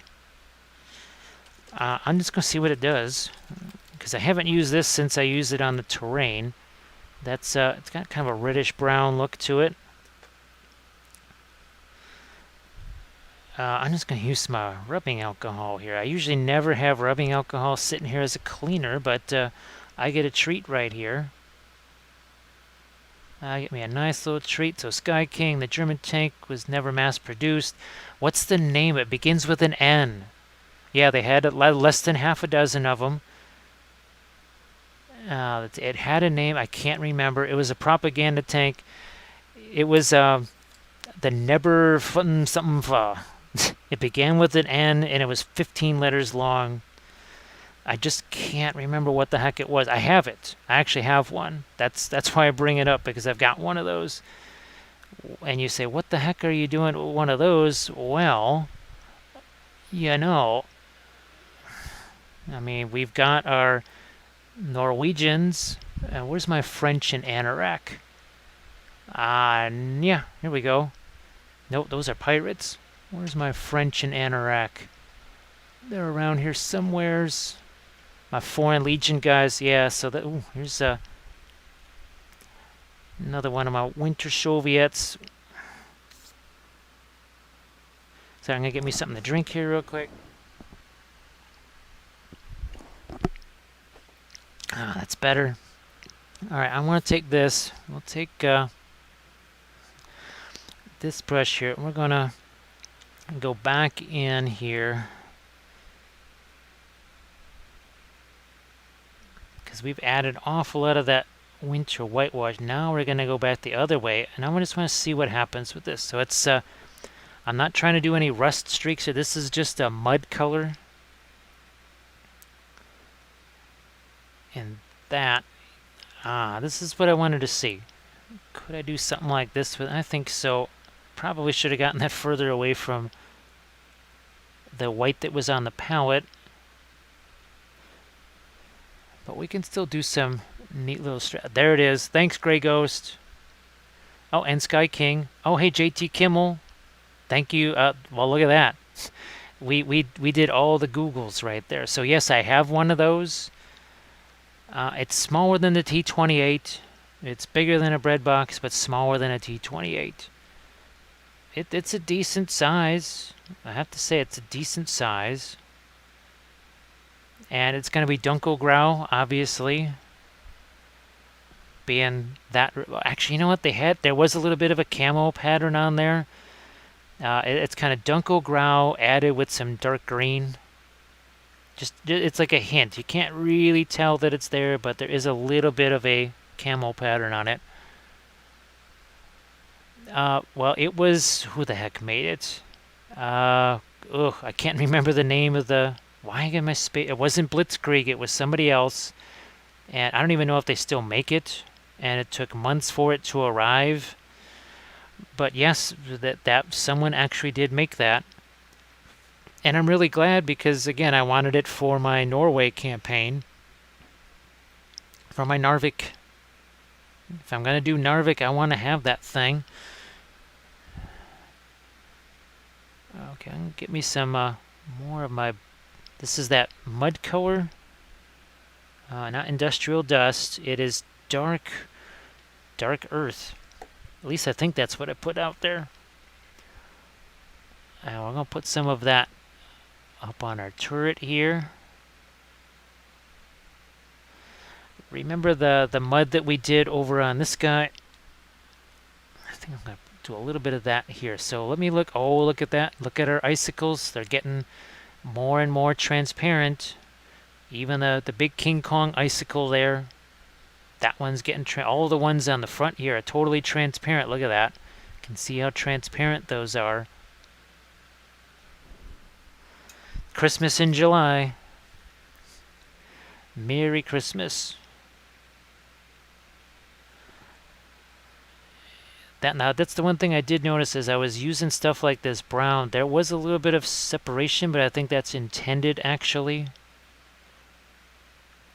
So we're sort of approaching almost a little bit more like it's oils again, except it's acrylics. All right. I'm probably the only guy that bought that one. Now what I might do, folks, here is I might just take myself another little pause here just to get some more liquids and just try and get myself back into shape here. And maybe do a little bit more here. My voice, again, I do have to preserve it as much as I can so I can still film some more videos here. Because, yes, still got to do those Patreon videos. Look at that. Is that not fun? Look at all that. Here, let's make it even more of a glaze here. Just a hint of that rust. That's all it is. Oh, Patty, thank you so much. Sky, I will. Well, Kathy has to do her podcast tomorrow, so I think the next time I would be maybe doing a live session would be Monday, and this would be more a North America friendly time instead of the late night time, because if Kathy's doing her D&D, I will try to do a live session. Let's see, that Trenchworks T28 is great. Ah, yes, JT. And like I said, I've got the T35. That one, I think that's going to take a special like multi-part video to be for that one. And we'll try and maybe. Oh, look at this! Look at that streaking there. Is that not fun?